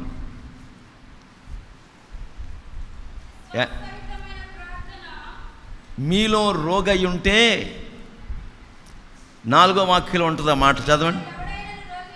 మీలో ఎవరైనాను రోగముతో బాధపడుతున్నారా, రోగి అయి ఉన్నారా, దైవ సేవకుల్ని పిలిపించి ప్రార్థన చేయించుకోండి. ప్రభు నామన వారి నూనె రాసి ప్రార్థన చేస్తారు. విశ్వాస సహితమైన ప్రార్థన ఆ వ్యాధిని, ఆ రోగాన్ని బాగు చెయ్యనుగాక. ఆమేన్. విశ్వాసం, విశ్వాసం అండి. మరి వాళ్ళు ఎంత విశ్వాసం ఉంచారో నాకు తెలియదండి. ఇంటికి వెళ్ళినప్పుడల్లా కూడా వీళ్ళ అవమానం తొలగించండి, నింద తొలగించండి, వీళ్ళ నిట్టూర్పులు వినండి, వీళ్ళ అంగలార్పుని నాట్యంగా మార్చండి. శారాకు అబ్రహాముకి నోటు నిండా నవ్వు కలగజేసినట్టుగా ఈ కుటుంబానికి, భార్య భర్తలకు నవ్వు కలగజేయి ప్రభు అని ప్రార్థన చేస్తూ వచ్చాను. ఆయనకి 53 సంవత్సరాలు, ఆ తల్లికి 45 సంవత్సరాలు. ఏజ్ మారైపోతుంది. ఓసన్నని పోతున్నారు. ఓ పిల్లైన పిల్లోడైన పుట్టాడా? ఇన్ని అవమానాలండి. ఏ నెలకొకసారి వెళ్ళి భార్య భర్తల మీద చేతులుంచి ప్రార్థన చేస్తూ వచ్చాం. మన దేవుడు నమ్మదగినవాడు. గత 6 సంవత్సరాల క్రితం ఓ చక్కటి పాపనిచ్చాడు దేవుడు ఆ బిడ్డలకి. దేవునికి మహిమ కలుగునుగాక. హల్లెలూయా. దేవుడు చేయలేని కార్యాలంటూ ప్రపంచంలో ఏవి లేవండి. మనం విశ్వసించాలి. విశ్వాస సహితమైన ప్రార్థన రోగిని బాగు చేస్తుంది. విశ్వాసం అంటే లేనిది ఉన్నదని నమ్మటమే. కడుపు నొప్పి కాదు, లేదో చెయ్యి ఇరిగిపోవటం కాదు, తలపోటు కాదు, బోన్ క్యాన్సర్ విత్-ఇన్ ఒక్క నైట్లో ప్రభు హస్తం చాపి బాగు చేసి ఇప్పుడు సేవ చేస్తున్నాడే ఆ సహోదరుడి ద్వారా. మరి అంత చేసిన దేవుడు మనకు చేయడా? చేస్తాడా లేదా? ఎందుకు చేయట్లేదంటే నువ్వు వెదకవలసిన విధంగా ఎదకట్లా, దేవుణ్ణి వెదకట్లేదు. ఆ వెదికే సమయంలో ఏం చేస్తున్నామంటే గుర్ర పెట్టి నిద్రపోతున్నావు. నీకు మీకు దండం పెట్టి చెప్తున్నాను, మీరు వేకువజామునే ప్రభువుని వెదకండి. లేచి లేవటంతోనే ప్రభువుని ప్రార్థించుకోండి. ప్రభు అద్భుతాలు, ఆశ్చర్య కార్యాలు, సూచక క్రియలు, మీ ఇంట్లో ఉన్న దరిద్రత తొలగిస్తాడు. మీ ఇంట్లో ఉన్న శాపమును ఆశీర్వాదకరంగా మారుస్తాడు. మీ రోగాన్ని తొలగిస్తాడు. మిమ్మల్ని బాగు చేస్తాడు. ఏ తెగులు మన గుడారము సమీపించకుండా లోకస్తుల్లో కలుగుతున్న రోగాలు ఏవి కూడా మనకు రాకుండా మనల్ని బాగు చేస్తానని చెప్తున్నాడు. విశ్వాసం. యేసు ప్రభు వాళ్ళ ఇంటికి వచ్చాడు. ఆ ఇంటికి వచ్చాడని చాలామంది ప్రజలు వచ్చేసారు. కిక్కరిసిపోయి ఉన్నారు. ఇసుకెత్తే రాళ్ళంతగా ఆ ఇంట్లో ప్రజలు గుమికుడిపోయి ఉన్నారు. యేసయ్య ఆ ఇంటికి వచ్చాడని ఏమండి, పక్షవాతము జబ్బుతో మంచం పట్టేసిన ఒక వ్యక్తిని ఏమండి, వాడు నడిచి వెళ్ళటానికి 2 కాళ్ళు లేవు, పక్షవాతం జబ్బు. ఈ జబ్బుని 4 మనుషులు ఏం చేశారు? మీకు తెలిసిన చరిత్రే. ఏమండి, మంచంతో మోసుకుపోయారు. ఎలా మోసుకుపోయారు? మంచంతోనే మోసుకుపోయారు. పాడి చచ్చిపోయినోడు కట్టాడు తాళ్ళు కట్టి ఓహం పట్టుకుపోయారు. ఇంటి దాకా తీసుకొచ్చారు. కానీ ఇంట్లోకి తీసుకెళ్దామంటే ఆ మంచంతో ఆ పక్షవాతం జబ్బుని, ఆ రోగిని వెళ్ళలేని పరిస్థితి. జనసమూహం కిక్కిరిసిపోయినారు. ఆ ఇల్లంతా. ఆ మధ్యలో ఉన్నాడు యేసయ్య. ఆ మధ్యలో ఉన్నాడు యేసుక్రీస్తు ప్రభుల వారు. ఒరే, ఇంత దూరం తీసుకొచ్చారు, 2-3 కిలోమీటర్లు మోసుకుని. ఇప్పుడు ఇంట్లో తీసుకెళ్దామంటే కుదిరే పని కాదు. ఇంత అపస్సపాలు పడి మోసుకొచ్చాం కదా, ఇంత ఆయాసపడుతూ. అయ్యో, ఇప్పుడు మళ్ళీ వెనక్కెలా మోసుకుపోయేదిరా, చచ్చి ఇప్పటికీ సగం చచ్చి తీసుకొచ్చాం వీళ్ళని అంటే. ఆ 4గురిలో ఒకడు పొట్టోడు ఉన్నాడు. పొట్టోడికి పుట్టుడు వద్దులేండి. మళ్ళీ వ్యాఖ్యానం ఎక్కడున్నదని మీరు అడగొద్దు. వ్యాఖ్యానం పొట్టోడికి పుట్టుడు బుద్ధులు. ఈ పొట్టోడు అంటాడు, ఏయ్ తీసుకొచ్చింది మోసుకెళ్తా కాదురా, ఆడి మంచం ఆడే మోసుకుపోవాలా. చప్పట్ల కొట్టండి గట్టిగా. ఆమేన్. వాడి మంచం వాడే మోసుకెళ్ళాలి. తీసుకొచ్చింది మోసుకెళ్తాగా. నోరుపోయండి. పైకి ఎక్కుదాం, పెంకులోడదిద్దాం, రంపంతో వాసాలు కోద్దాం, ఉన్నపాటిన ఆ తాళ్ళుతో ఆ మంచం యేసయ్య దగ్గరికి దింపేద్దాం, స్కైలాబ్ దిగినట్టుగా. ఇక రంపంతో వాసాలు కోసారు, పెంకులు ఓడదీశారు, మేము మంచం పట్టారు, రంధ్రం పెట్టారు, మంచం దింపుతా ఉన్నారు. ఏంటి పైనుంచి పడుతుందని. పైనుంచి పడుతుంటే మనుషులు ఉంటారండి. ఇరుక్కుని దూరంగా జరిగారు. మంచం దిగింది. మంచం మీద ఉన్న రోగిని చోట్ల యేసు ప్రభు దింపిన వాళ్ళని చూస్తున్నాడు. చప్పట్ల కొట్టండి గట్టిగా. హల్లెలూయా. ఆ దింపుతున్న వాళ్ళని చూస్తున్నాడు ముందు. చూసి ఏమంటాడు తెలుసా? నా సహోదరులారా, మీ విశ్వాసము గొప్పది. చప్పట్ల కొట్టండి గట్టిగా. ఆమేన్. మీ విశ్వాసం గొప్పది. చూడండి ఎంత గొప్ప దేవుడండి. ఆయన ఆశ్చర్యకార్యం చేస్తాడు. ఆయన లేనిది ఉన్నట్టుగా చేస్తాడు. నువ్వు విశ్వసించాలి. నీ కన్నీళ్ళు ఆయన బుడ్డు లెక్కింపజేస్తాడు. ఇంకా నీ కార్యం జరగలేదంటే అంటే ఆ శేష ఆ బుడ్డే సగమే నింపబడింది కన్నీళ్ళు. ఎప్పుడైతే బుడ్డు నిండిపోద్దో నీ కుటుంబంలో కార్యం జరగబోతుంది. అద్భుతాలు చేయబోతున్నాడు. నీ రోగాన్ని బాగు చేస్తాడు. ఆయన బాగు చేయటకు సమర్థుడు, శక్తి గలవాడు. ఆయన పేరు నజరేయుడైన యేసు. మీ విశ్వాసం గొప్పది అంటాడు వాళ్ళ పైన వాళ్ళని చూసి. ఎందుకంటే వాళ్ళు అంత విశ్వాసముతో యేసయ్య బాగు చేస్తాడు, యేసయ్య గాయాల్లో స్వస్థత ఉంది అని విశ్వసించి నమ్మి వాళ్ళు దింపారు కనుక విశ్వాస సహితమైన ప్రార్థన ఆ వ్యాధిగ్రస్తుని లేపింది. దేవునికి మహిమ కలుగునుగాక. ఓ నా సహోదరుడా లే అన్నాడు యేసయ్య. ఉడుక్కుని లేచాడు. వాడు మంచం ఆడి ఎత్తుకుపోయాడు. దేవునికి మహిమ కలుగునుగాక. హల్లెలూయా. అక్కడ ఎంత ఎంత ఎంత రోజుల నుంచి 38 ఏళ్ళ నుంచి ఉన్నాడండి. స్వస్థత కొంచెమైన లేకుండా ఎన్ని సంవత్సరాలు? 38 ఏళ్ళు, 38 years. మరి యేసు ప్రభువుకి ఎన్ని సంవత్సరాలు? అప్పుడు 32 ఉన్నాయి అనుకుందాం. 32. యేసు ప్రభు పుట్టక మునుపు నుంచి ఏమన్నాడు? 38 ఏళ్ళు అంటే యేసు ప్రభు 33.5 సంవత్సరాలు కదా సిలువ వేసినప్పటికీ. అంటే ఆయన పరిచర్య 30 సంవత్సరాలు నిండిన తర్వాత ప్రారంభించాడు. 37 అనుకుందాం. యేసు ప్రభు పుట్టక మునుపు 7 సంవత్సరాల ముందు నుంచే ఉన్నాడు. యేసయ్య ఎప్పుడైతే వెళ్ళాడో ఏమండి ఆ 38 ఏళ్ళ నుంచి స్వస్థత కొంచెమైన లేకుండా బాధపడుతూ వేదన చెందుతూ ఇబ్బంది పడుతున్న వ్యక్తిని నువ్వు స్వస్థపడగోరుచున్నావా అన్నాడు. వెంటనే నీ పరుపెత్తుకుని వెళ్ళిపోమన్నాడు. అంత అద్భుతం అండి, ఎంత అద్భుతం. కనాను స్త్రీ దావీదు కుమారుడా నన్ను కనికరించి కేకలేస్తూ అర్జిస్తా వచ్చిందండి. యేసయ్య పట్టించుకోవట్లా. యేసయ్య పట్టించుకోకపోతుంటే ఇంకా వెళుతానే ఉంది. చివరికి ఏమన్నాడు? పిల్లల రొట్టె తీసుకుని కుక్క పిల్లలకి వేయటం యుక్తం కాదన్నాడు. అంటే అప్పుడు కనాను స్త్రీ కాదు, కనాను స్త్రీ. ఆమేన్, హల్లెలూయా. మెషకు కాదు, మేషాకు. ఎన్ని పదాలు మీరు చక్కగా పలకాల. గాబ్రియేలు కాదు, గబ్రియేలు. ఎన్ని చక్కగా మనం నేర్చుకుని ప్రభు మార్గాల్లో సాగాలి. సేవకులే ఏమండి పేతురు 2వ పత్రిక అంటారు. పేతురు 2 పేతురులు ఉన్నారా? పేతురు రాసిన 2వ పత్రిక 1వ పేతురు 2వ పేతురు. పేతురులు ఇద్దరు ఎక్కడ ఉన్నారు? 1వ పేతురు 1వ యోహాను 2వ యోహాను. యోహాన్లు 3 ఉన్నారా? ఏమండి లేరు. నన్ను కుక్కగా జమ కడతాడా? నేను కనాను స్త్రీని, బహునిష్ట గరిష్ట పరురాల్ని, మడి తడి అని పూజలు పునస్కారాల్లో కొనసాగుతున్న వ్యక్తిని నన్ను కుక్కనంటాడా? ఇంత దూరం ఈయన అంట వస్తే అనుకుందండి. అనుకోలేదు. అయ్యా నీ పిల్లలు భోజనం బల్ల మీద రొట్టె తింటున్నప్పుడు కొన్ని మొక్కలు కింద పడిపోతాయి కదయ్యా. ఆ కింద పడిపోయిన మొక్కలు కుక్క పిల్లలు తింటాయి కదయ్యా. ఆ కింద పడిపోయిన రొట్టె మొక్కలు ఒక్క రొట్టె ముక్క అయ్యా మా బిడ్డ బాగుపడుతుంది ఆ కూతురు అంటుంటే అప్పుడు ఆగాడండి యేసయ్య. ఆమేన్. అప్పుడు ఆగేమంటాడు? అమ్మా నీ విశ్వాసము గొప్పది. ఆమేన్. నువ్వు కోరినట్టే నీకు అవునుగాక. నీ బిడ్డ బాగుపడితే వెళ్ళిపోమన్నాడు. ఎప్పుడు అన్నాడు? 2 గంటలకు అన్నాడు, 1 గంటకు అన్నాడు అనుకుందాం.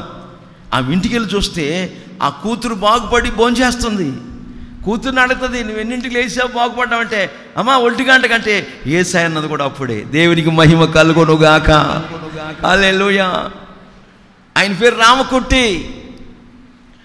ఆయన సిలోన్లో శ్రీలంకలో సేవ చేస్తున్నాడు. ఆయన పరిచర్య.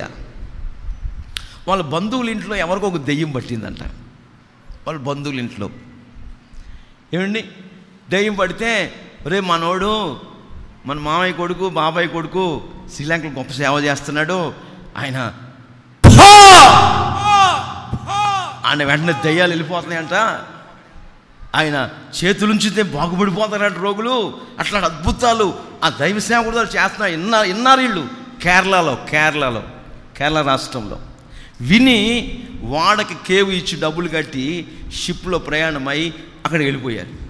ఈ దయ్యం పట్టిన వీళ్ళ బంధువుల అమ్మాయి నిమిత్తం వెళితే ఆయన రాలేని పరిస్థితి. బంధువులు వచ్చారు కనుక 9 మంది వీళ్ళకి పంచపరమాణాలు పెట్టి భోజనాలు పెట్టి, ఆయన సేవకుడు కదా, అన్ని సమృద్ధి కదా, అన్ని పంచపరాలు పెట్టి 4 రోజులు పోషించి మీరు వెళ్ళిపోండి, ఇప్పుడు నేను రాలేని పరిస్థితి, నేను ఎక్కడి నుంచే ప్రార్థన చేస్తా.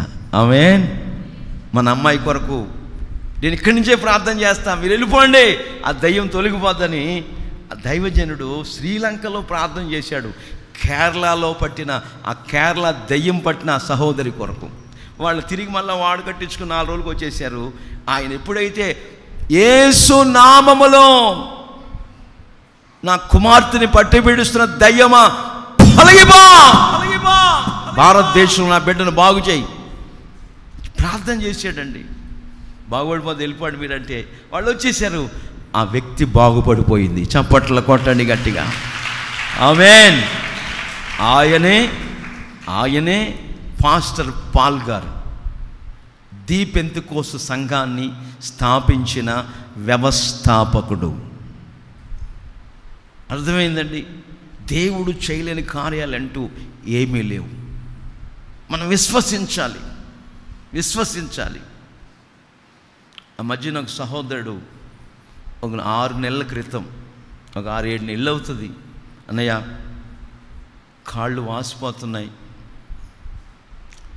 డాక్టర్లు చెప్తున్నారు కిడ్నీ ఇన్ఫెక్షన్ వచ్చిందని, ఇది పరిస్థితి అని పాపం బాధపడుతున్నాడు. ఏం కాదులే, ప్రార్థన చేసి నూనె రాసుకో, నీ కొరకు నేను ప్రార్థన చేస్తానని చెప్తా వచ్చానండి. విత్ ఇన్ 2 మంత్లో కాళ్ళు వాపులు తగ్గిపోయినాయి. దేవునికి మహిమ కలుగునుగాక. ఆ తమ్ముడు ఇక్కడే ఉన్నాడు ఇప్పుడు. ఇట్లా ఎన్నెన్నో కార్యాలు ప్రభు మన పక్షమై ఉండి చేస్తాడు. అయితే మనం చేయవలసిన పని ఏంటంటే మనకు మనం తగ్గించుకోవాలి. మనం వేకువజామున దేవుణ్ణి వెతకాలి. మీరు వెతుకుతున్నారా? వేకువజామున దేవుని సందులో మోకరించి ప్రార్థన చేసి, అయ్యా ఆయుష్ పొడిగించినందుకు స్తోత్రం, మరొక నూతన దినం ఇచ్చినందుకు స్తోత్రం, మా సహవాసములో మమ్మల్ని ఈరోజు వరకు ఈ గడియ వరకు నిలిపినందుకు స్తోత్రం, ఈ వైరస్ తాకకుండా మమ్మల్ని కాపాడినందుకు స్తోత్రం, మా బిడ్డల కొరకు స్తోత్రం, మా సహోదరుల కొరకు స్తోత్రం అని గంట సేపు మీరు ప్రార్థన చేసి దేవుని వెతకండి. మీకు రోగం వస్తే నన్ను అడగండి. ఆమేన్. రాదు. ఏ తెగి సంహార దూత మన ఇంట్లో జ్వరపడటానికి వీలు లేదండి. మన ఇంటిని దాటి వెళ్ళిపోతాడు. దేవునికి మహిమ కలుగునుగాక. హల్లెలూయా. ఏ బలహీనత మనం ఆవరించకుండా ప్రభు కాపాడుతాడు. విశ్వసించాలి. ఈ విశ్వాస యాత్రలో ఎన్నో తుఫాన్లు, ఎన్నో అలజళ్ళు, ఎన్నో కష్టాలు, ఎన్నో నష్టాలు, ఎన్నో ఇబ్బందులు కలుగుతూ వస్తాయి. అయినా విశ్వాసములో మనం సన్నగిల్లిపోకూడదు, విశ్వాసములో తొట్టిల్లిపోకూడదు. విశ్వాస సహితమైన ప్రార్థన మనల్ని బాగు చేస్తుంది కనుక విశ్వసించాలి. పాస్టర్ గారు నాకు ఈ బలహీనత, గుండె నొక్కేస్తుంది, తల బరువు, కాళ్ళు పీకేస్తున్నాయి అంతానే ఉంటుంది. ఆకు ఒక్క మాందు, మరి ఎలా బాగుపడుతుంది నాకు అర్థం కాదు. ఆకు ఒక్క మాందు, ఇవన్నీ మానేసేయమ్మంటే మాందు. టీవీ కాడ కూర్చుని 1 గంట వరకు గొట్టలకి మంగడుతూనే ఉంటుంది, రోగంతో బాధపడుతూ ఉంటుంది. ఏమండి ఇప్పుడు చెయ్యి అదేదో జబ్బు వచ్చి ఇంత లాభ ఆసిపోయింది, 2 డజన్ల గాజులు ఆ చెయ్యికి ఎందుకండి నాకు అసలు అర్థం అవదు. మెదడు వాపు వచ్చి జబ్బు చేసిన మనిషికి మల్లెపూలు ఎందుకంటే తలలో అది జబ్బుతో ఎందుకండి? ఇవన్నీ నీకు ఆయాసకరమైన మార్గాలు. దేవుడు సహజ సిద్ధమైన సౌందర్యాన్ని మనకిచ్చున్నాడు. చప్పట్ల కొట్టండి గట్టిగా. ఆమేన్. హల్లెలూయా. సుందరమైన అవయవాలకు ఎక్కువ సౌందర్యం అక్కర్లేదని పౌలు గారు చెప్తున్నారు గ్రంథంలో, పరిశుద్ధ గ్రంథంలో. మరి ఎంత సిన్సియారిటీగా, ఎంత రోషముగా క్రిస్టియానిటీలో అడుగుపెట్టిన మనం లోకానికి వెలుగై ఉండాలి, లోకానికి సాక్షులమై జీవించాలి. మనల్ని కూడా ఏలువెత్తి చూపకూడదు. మనమే 10 మందికి చెప్పగలిగిన వారంగా జీవించాలి. హల్లెలూయా. మనమే 10 మందికి న్యాయం చెప్పేవారముగా జీవించాలి, బ్రతకాలి. అందుకే పెద్దవాళ్ళు చెప్తూ ఉంటారు, కాకిలాగా కలకాలం బ్రతికేదానికన్నా అంశలాగా 6 మాసాలు బ్రతికితే చాలండి. ఎందుకండి? ఆ లోక సంబంధమైన అలవాట్లతో బాధపడుతూ పీడించబడుతూ దరిద్రతను అనుభవిస్తూ ఏమండి రోగాల మయంలో కుంగిపోతూ విశ్వసించండి, ప్రభు మనల్ని బాగు చేస్తాడు. మనం దేవుని వాక్యాన్ని శ్రద్ధగా వినండి, వెతకండి, ప్రార్థన చేయండి, ఆయన వెతకండి, చెడు మార్గాలు విడిచిపెట్టండి. మనల్నే కాదు, మన ప్రాంతాన్నే బాగు చేస్తాడు ఆయన. ఆమేన్. మన దేశాన్నే స్వస్థపరుస్తానని ఈ లేఖన భాగాల్లో ఈ సత్యాన్ని మనం చూస్తున్నాం. బైబిల్లో యేసుక్రీస్తు ప్రభుల వారు మరొక మాట కూడా మనం చదువుతుంటే, మార్కు సువార్త 1వ అధ్యాయం 34వ వచనం చదవండి.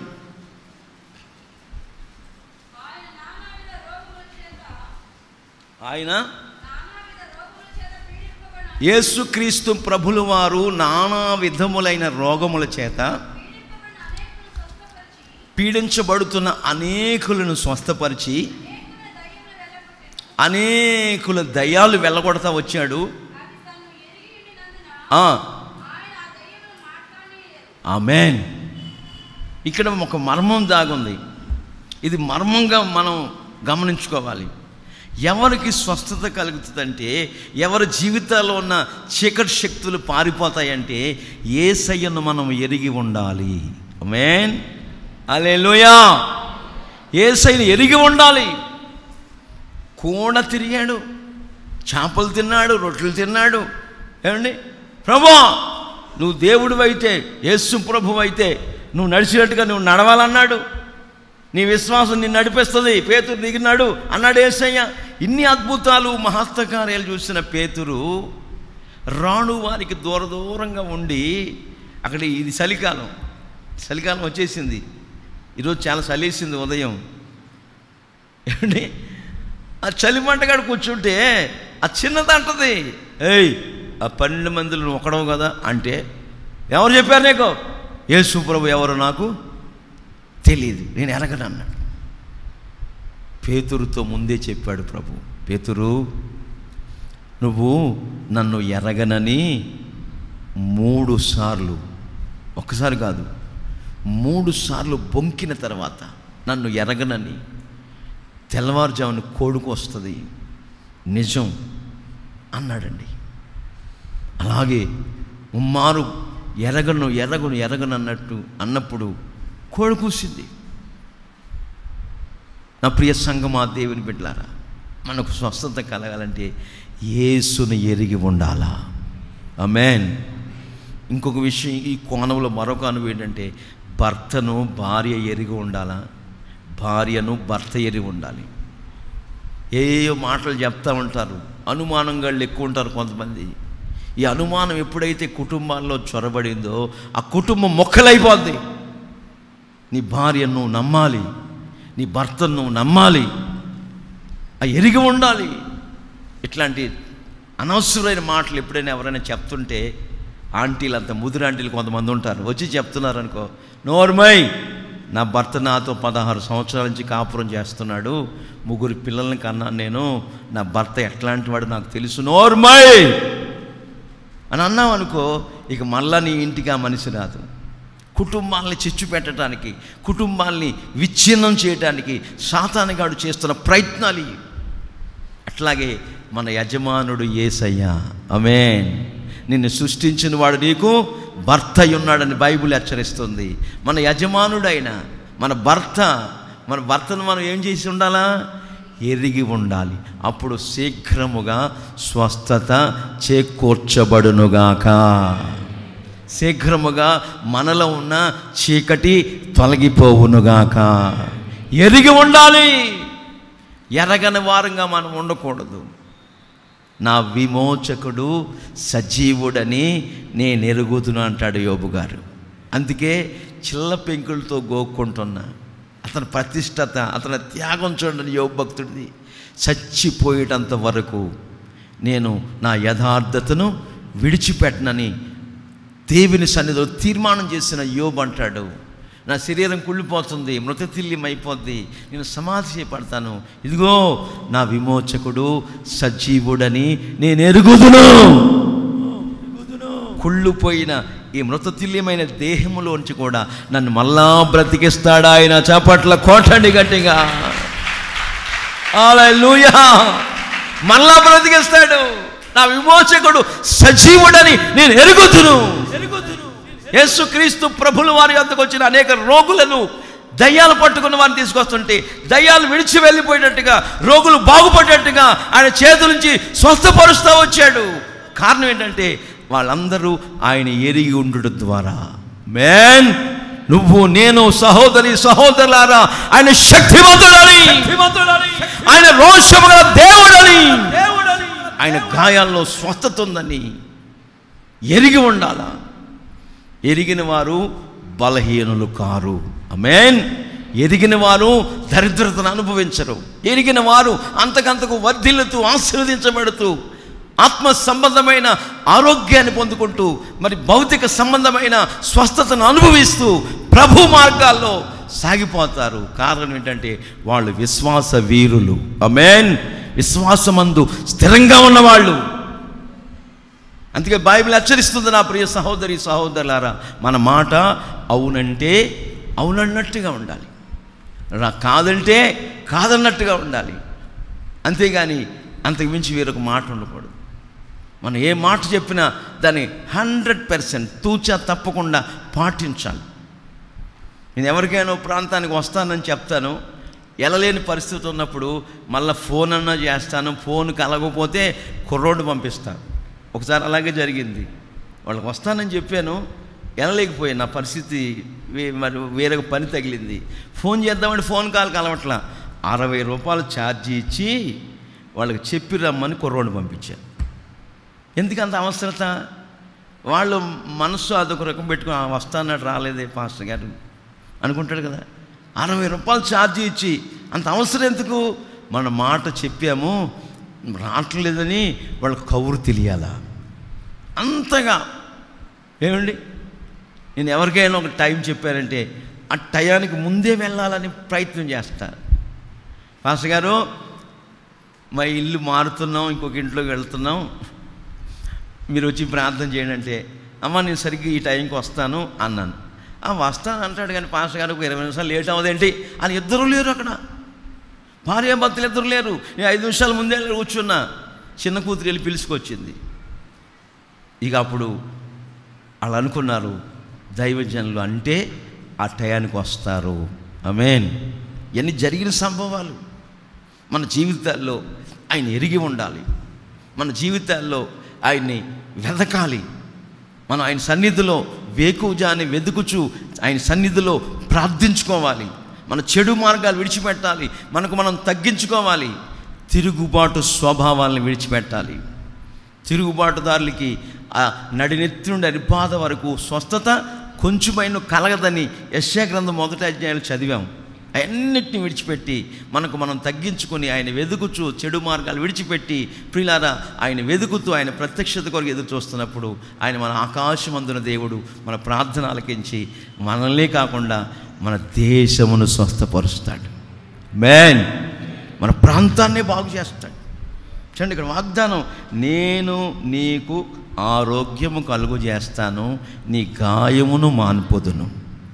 వాగ్దానం ఇచ్చినవాడు ఎంత గొప్ప దేవుడు అండి.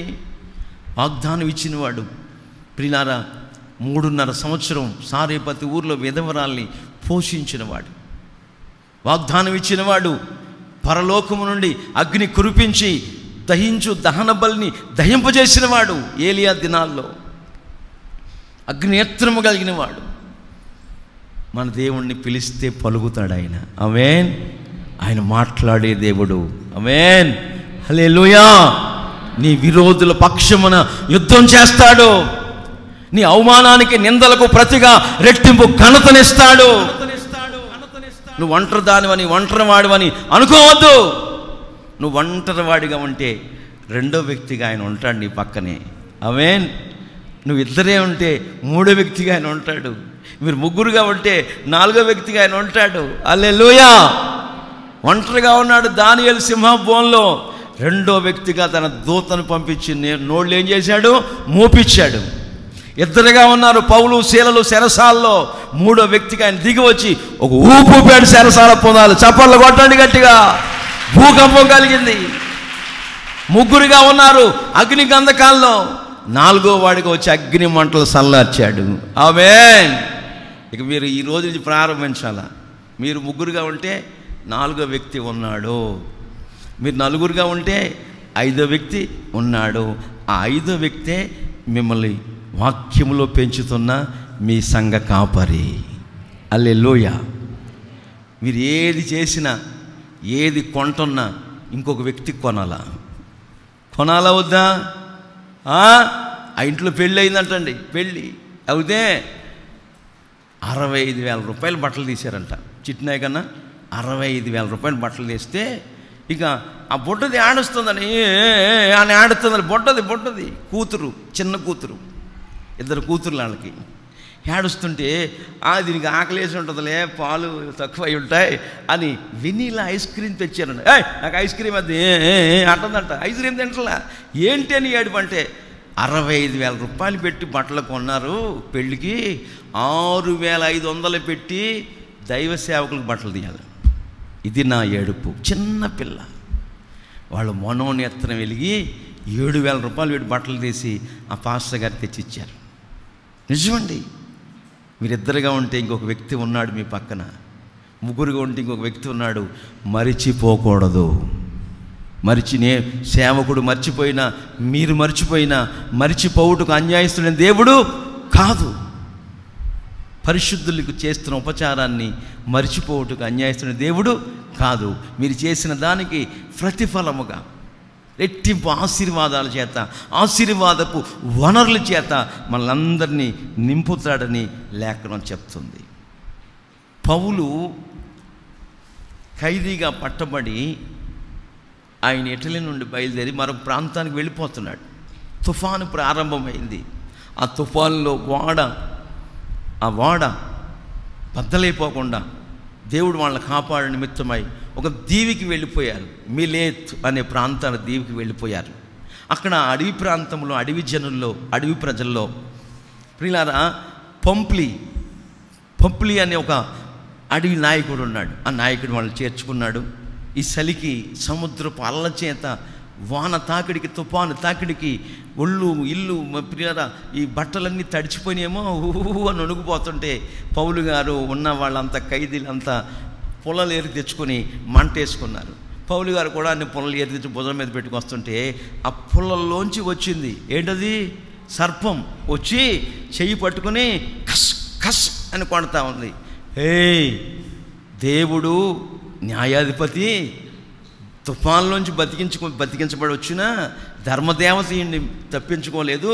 ఇదిగో సర్పం కాటేసింది, పౌలు చచ్చిపోతాడు, ఇంకా విషసర్పం కాటేసింది అని అనుకుంటా ఉన్నారు. ఆ దీవిలో ఉన్న ప్రజలందరూ కూడా న్యాయం ఇతను శిక్షించింది అని అనుకుంటా ఉన్నారు. కుట్టడంతో ఏ సేమ కొడుతుందని అనుకున్న పౌలు ఇసిరి కొట్టాడు ఆ సర్పాన్ని మంటల్లోకి. ఆ మంటల్లో కాలి మాడి బూడిదై చచ్చిపోయింది సర్పం. ఈయనేమి నొరగల కాకట్లా, కొట్టుకోట్లా, అలాగే ఉన్నాడు. అప్పుడు ఆయన దేవుడని, దేవతని నమస్కారాలు చేసి, పూజలు చేసి, వ్రతాలు నోచి, నైవేద్యాలు చెల్లి, నేను కాదురా దేవుడిని, జీవము గల దేవుడు ఒకడు ఉన్నాడు. హల్లెలూయా. ఆయన పేరు నజరేయుడైన యేసు. ఆ సందర్భంలో ఈ పంప్లీ అనే ఈ నాయకుడి యొక్క తండ్రికి రక్తభేదులు పట్టుకున్నాయి. ఏం పట్టుకున్నాయి? రక్తభేదులు.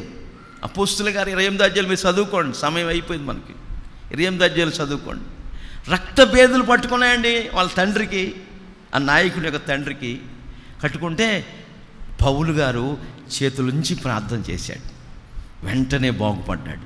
ఇంకా చుట్టుపక్కల గూడాల్లో ఉన్న ఆ కోయిగూడాల్లో, ఆ అడవి ప్రాంతంలో ఉన్న మనుషులందరికీ ఉన్న బలహీనతలందరూ కూడా పౌలు గారి దగ్గరికి వచ్చి ప్రార్థన చేయించుకున్నారు. వాళ్ళందరూ బాగుపడిపోయారు. తర్వాత మళ్ళా వాడ వెక్కించి వీళ్ళకి తినుబండారులు, సకినాయలు, సున్నుండ్లు, అరుసులు, అబ్బబ్బబ్బబ్బబ్బా తినలేనంత సరుకులన్నీ వాడంతా నింపేసి సంతోషంగా ఈ మిలేతు నుంచి, దీపం నుండి వాళ్ళు పంపించేశారు. చేతులుంచుట ద్వారా దేవుడు బాగు చేశాడు. హల్లెలూయా. బైబిల్ రాస్తుంది అపోస్తుడైన పౌలు గారి ద్వారా విశేషమైన అద్భుతాలు, ఆశ్చర్యకార్యాలు ప్రభు చేస్తూ వచ్చాడు. ఇవన్నీ ఎలా జరుగుతాయంటే విశ్వాసము ద్వారా. ఆమేన్. విశ్వాస సహితమైన ప్రార్థన ఆ రోగిని బాగు చేస్తుంది. పరలోకములో ఏమండి ఒక జీవవృక్షం ఉంది. 22వ అధ్యాయం 2వ వాక్యం చదవండి. ప్రకటన గ్రంథం 22వ అధ్యాయం 2వ వాక్యం చదువుదాం. ఆ పట్టణపు రాజవీధి మధ్యలో ప్రవహించుట ఆ దూత నాకు చూపెను. యోహాను గారు చూస్తున్నారు.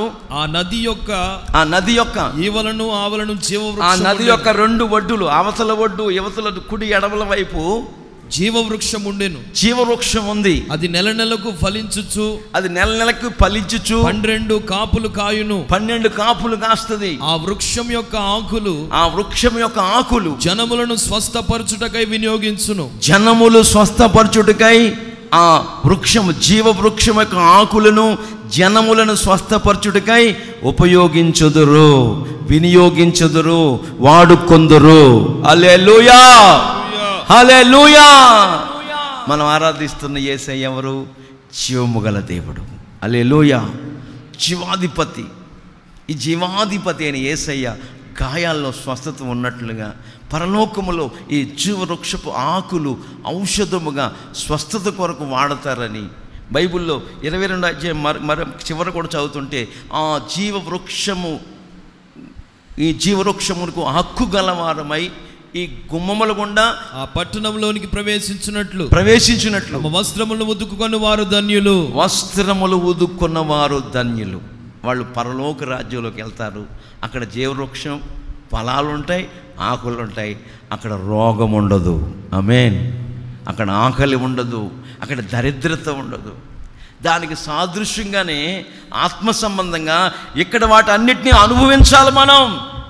అక్కడ జీవవృక్షం ఉంది, ఇక్కడ ఎవరున్నారు? జీవాధిపతిని యేసయ్య గాయాలు ఉన్నాయి. హల్లెలూయా. ఆయన జీవము గల దేవుడు. ఆ జీవాధిపతిని దేవాతి దేవుడు మనల్ని బాగు చేస్తాడు. ఎప్పుడంటే మనకు మనం తగ్గించుకున్నప్పుడు. ఆమేన్. ఎంతగా అసలు హెచ్చించుకోవటానికి ఏముందంటే మనలో? ఇది మట్టి శరీరం. కాస్త భోజనం ఆలస్యం అయితే ఆకలితో అల్లాడిపోతామే. మీరు ఒక రహస్యం చూడండి. యేసయ్య శరీరధారిగా ఉన్నప్పుడు ఆకలి కొన్నాడు. ఏమండి, ఆయన ఆకలి కొన్నప్పుడు అలా చూస్తే రొట్టెలు రావా? వస్తాయి రావా? తినలా. అయితే 5,000 మంది పురుషులు ఆకలితో అల్లాడిపోతున్నప్పుడు ఆయన 2 రొట్టెలు 5 చిన్న చేపల్ని, 5 రొట్టెలు 2 చేపల్ని ఏం చేశాడు? 2 చిన్న చేపల్ని 5 రొట్టెల్ని ఏమంటే అందరూ తినేటట్టుగా ఆహారమును ఆశ్రయించాడు. ఆయన ఆకలి కొన్నాడు, దాహం కొన్నాడు. ఏమండి, ఆయన దాహం కొంటే పరమతండ్రి ఆయన దాహం తీర్చలేడా? మన దప్పిక తీర్చడానికి ఆయన దప్పిక నొందాడు. మన ఆకలి తీర్చడానికి ఆయన ఆకలి కొన్నాడు. చూశారండి, ఆయన యెరూషలేము పట్టణం అంతా, అటు తిబెరియా, అటు యెరికో, ఇటన్న అన్నీ కూడా ఈ బేతనియా ఈ ప్రాంతాలన్నీ ఎలా తిరిగాడు ఆయన? ఆ రోజులు ఒంటెలు గుర్రాలు ఉన్నాయి, ఎక్కొచ్చు కదా రథాలు, ఎక్కలా కాలి నడకనే వెళ్ళాడు.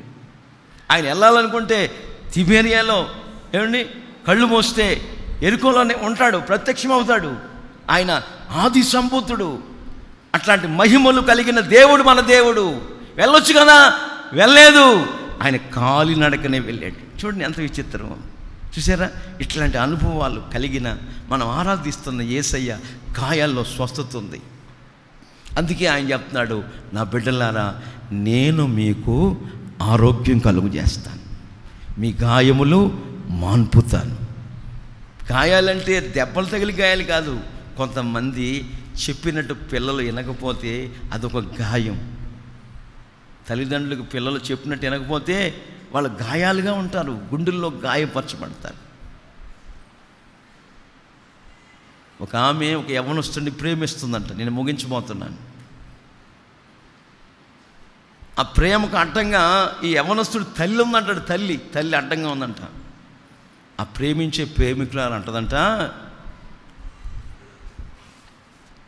నేను నిన్ను పరిపూర్ణంగా ప్రేమించాలంటే మీ అమ్మ గుండెకాయ కోసి నాకు తీసుకురా, కత్తితో కోసి ఆ గుండె తీసుకొస్తే నేను పరిపూర్ణంగా ప్రేమిస్తాను, నీ బ్రతుకు దినములన్నీ కూడా చక్కగా చూసుకుంటా అంటే ఈ పనికిమాలోడు, ఈ పిచ్చోడు, దరిద్రుడు తల్లిని చంపేసి గుండెని చీల్చి ఆ గుండె పట్టుకొని చేత్తో ఆ ప్రేమికురాలకి ఇవ్వటానికి వెళ్తున్నాడంట.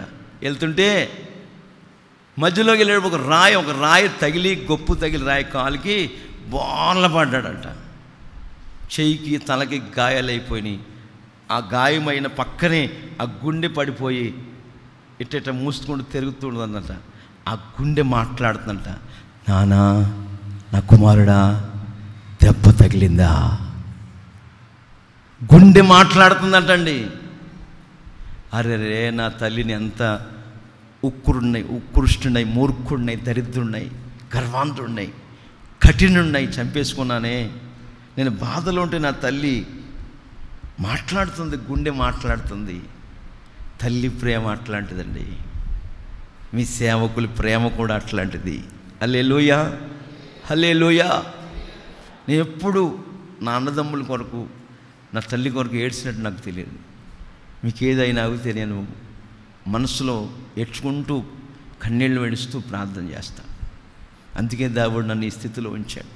కనుక నా ప్రియ సంగమా, దేవుని బిడ్డలారా, మన జీవితాల్లో బ్రతుకు దినములన్నిటా కూడా ఆయన గాయాల్లో స్వస్థత అనుభవించాలంటే మనం మొట్టమొదటిగా ఫ్రమ్ ద బిగినింగ్ మనం తగ్గించుకోవాలి. ఆయన నామం ధరించిన మనం యేసుక్రీస్తు ప్రభుల వారి యొక్క పేరుకి, ఖ్యాతిని, మంచి పేరు తెచ్చేవారంగా ఉండాలి, కానీ అవమానం తెచ్చేవారంగా ఉండకూడదు. మనం ఆయన నామం ధరించి ఉన్నాం. దెబోరా, ఎస్తేరు, డానియేల్, క్రిస్టోఫర్, యోసేపు, గిద్యోన్ గారు, పేరు ఏంటనుకుంటారు మీరు? అసలు ఆ పేరుకు తగ్గట్టు ఉండాలి. నువ్వు పూతులు, సరసోక్తులు ఇవన్నీ రాకూడదు ఈ నోట. చాలా జాగ్రత్తగా ఉన్నప్పుడు నీ బలహీనతలన్నింటినీ కూడా ఆయన గాయపడిన హస్తాన్ని చాపి, ఆయన వెదకు వారి పక్షాన, ఆయన సన్నిధిలో ప్రార్థించుకుంటున్న వారి పక్షాన, ఆయన సన్నిధిలో విశ్వాసము కలిగి దేవుని వాక్యం శ్రద్ధగా వింటూ ధ్యానించుకుంటూ చదువుకుంటున్న వారి పక్షాన నిలిచి ఆయన గాయపరుస్తాడు, గాయం కడతాడు.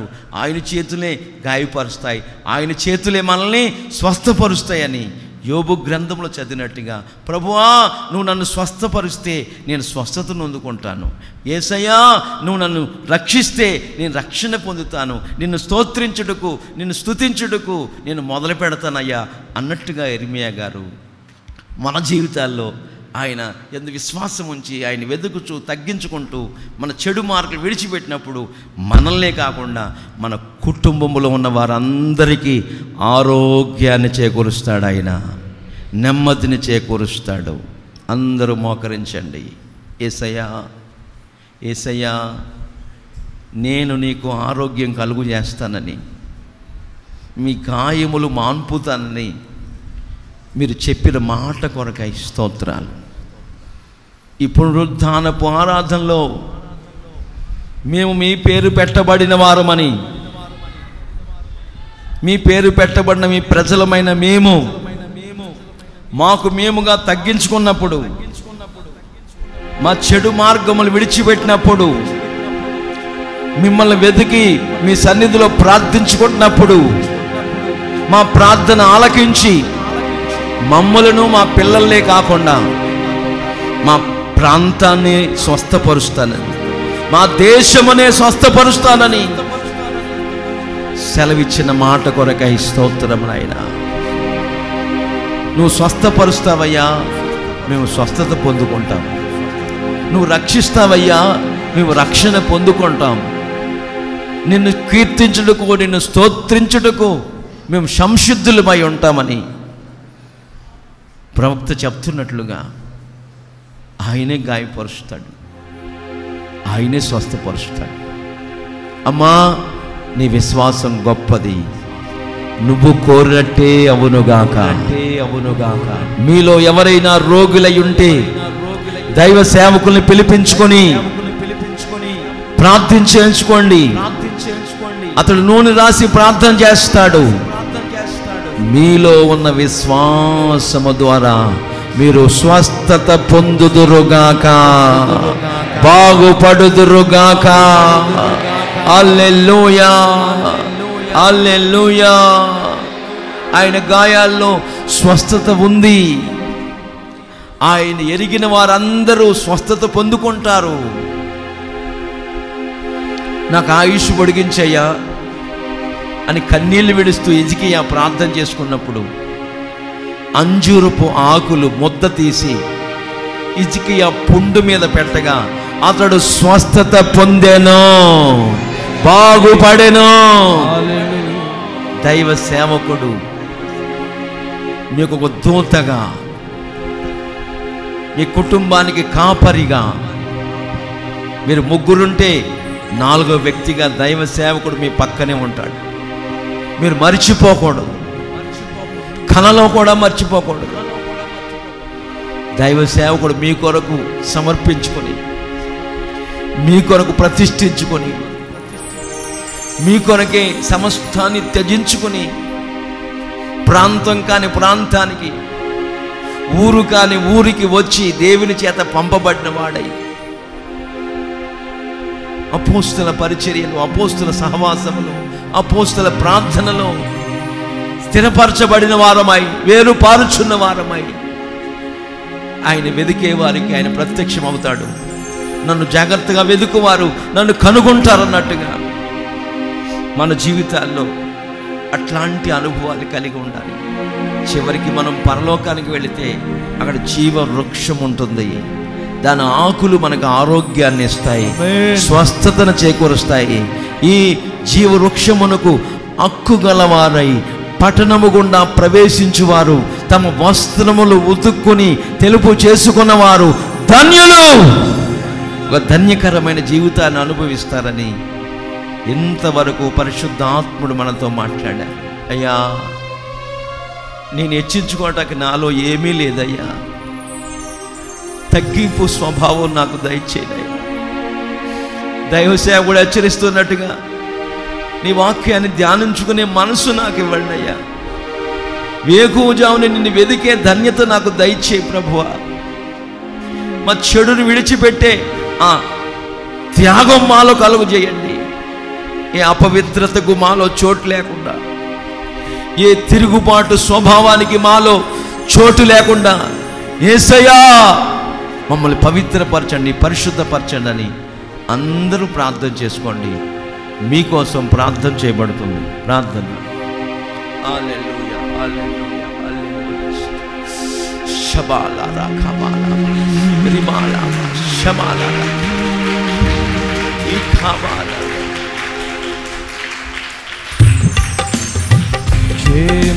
క్షేమమునందుటయే సర్వజనులకు ప్రయాసగా మారే క్షేమాధారము నీవై దీర్ఘాయువుతో సంతృప్తి పరతువు నన్ను. క్షేమమునందుటయే సర్వజనులకు ప్రయాసగా మారే క్షేమాధారము నీవై దీర్ఘాయువుతో సంతృప్తి పరతువు నన్ను. నిత్య నిబంధనగా నీ వాత్సల్యమును చూపితివే, నిత్యమైనని సత్యవాక్యముతో. నిత్య నిబంధనగా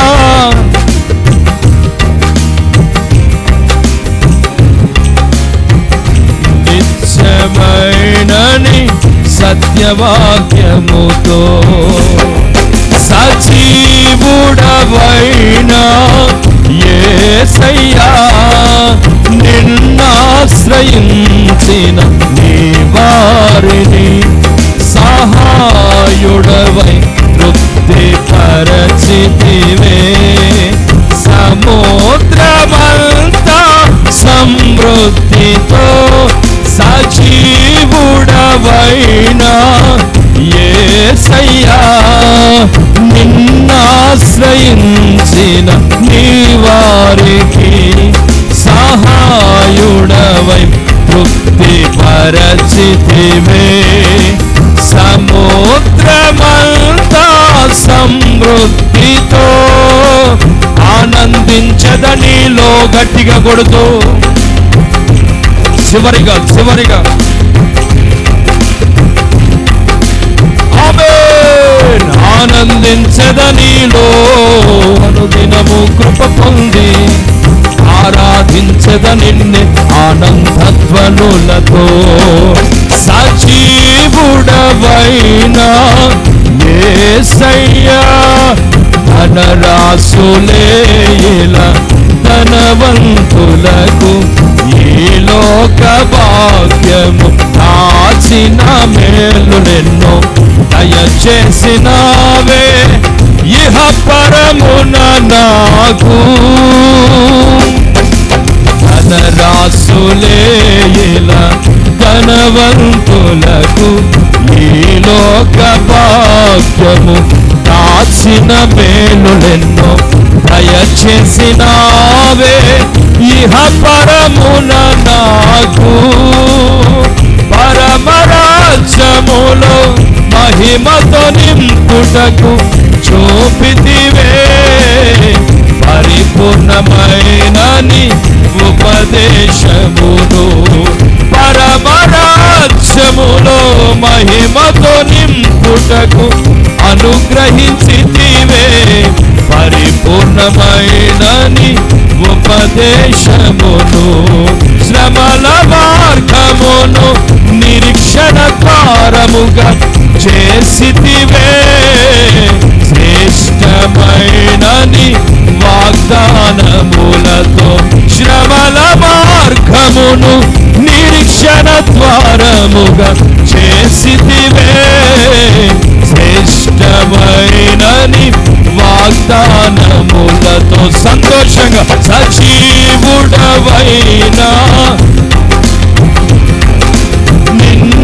నిన్నాశ్రయించిన నీ వారికి సహాయుడవై తృప్తి పరచితివే సముద్రమంతా సమృద్ధితో. సజీవుడవైనా యేసయ్యా నిన్నాశ్రయించిన నీ వారికి సహాయుడవై తృప్తి పరచితివే సముద్రమంతా సమృద్ధితో. ఆనందించద నీలో అనుదినము కృప పొంది ఆరాధించద నిన్నే ఆనందధ్వనులతో. ఆనందించద నీలో అనుదినము కృప పొంది ఆరాధించద నిన్నే ఆనందధ్వనులతో. ఆనందించద నీలో అనుదినము కృప పొంది ఆరాధించద నిన్నే ఆనందధ్వనులతో. ఆనందించద నీలో అనుదినము కృప పొంది ఆరాధించద నిన్నే ఆనందధ్వనులతో. ఆనందించద నీలో అనుదినము కృప పొంది ఆరాధించద నిన్నే ఆనందధ్వనులతో. ఆనందించద నీలో అనుదినము కృప కృప కృప కృప కృప కృప. అదిగో అదిగో అదిగో అదిగో చివరిగా యేసయ్య కృప కృప కృప కృప కుమ్మరించబడతా ఉన్నది. అనుభవించండి, పొందండి, శక్తిని పొందండి.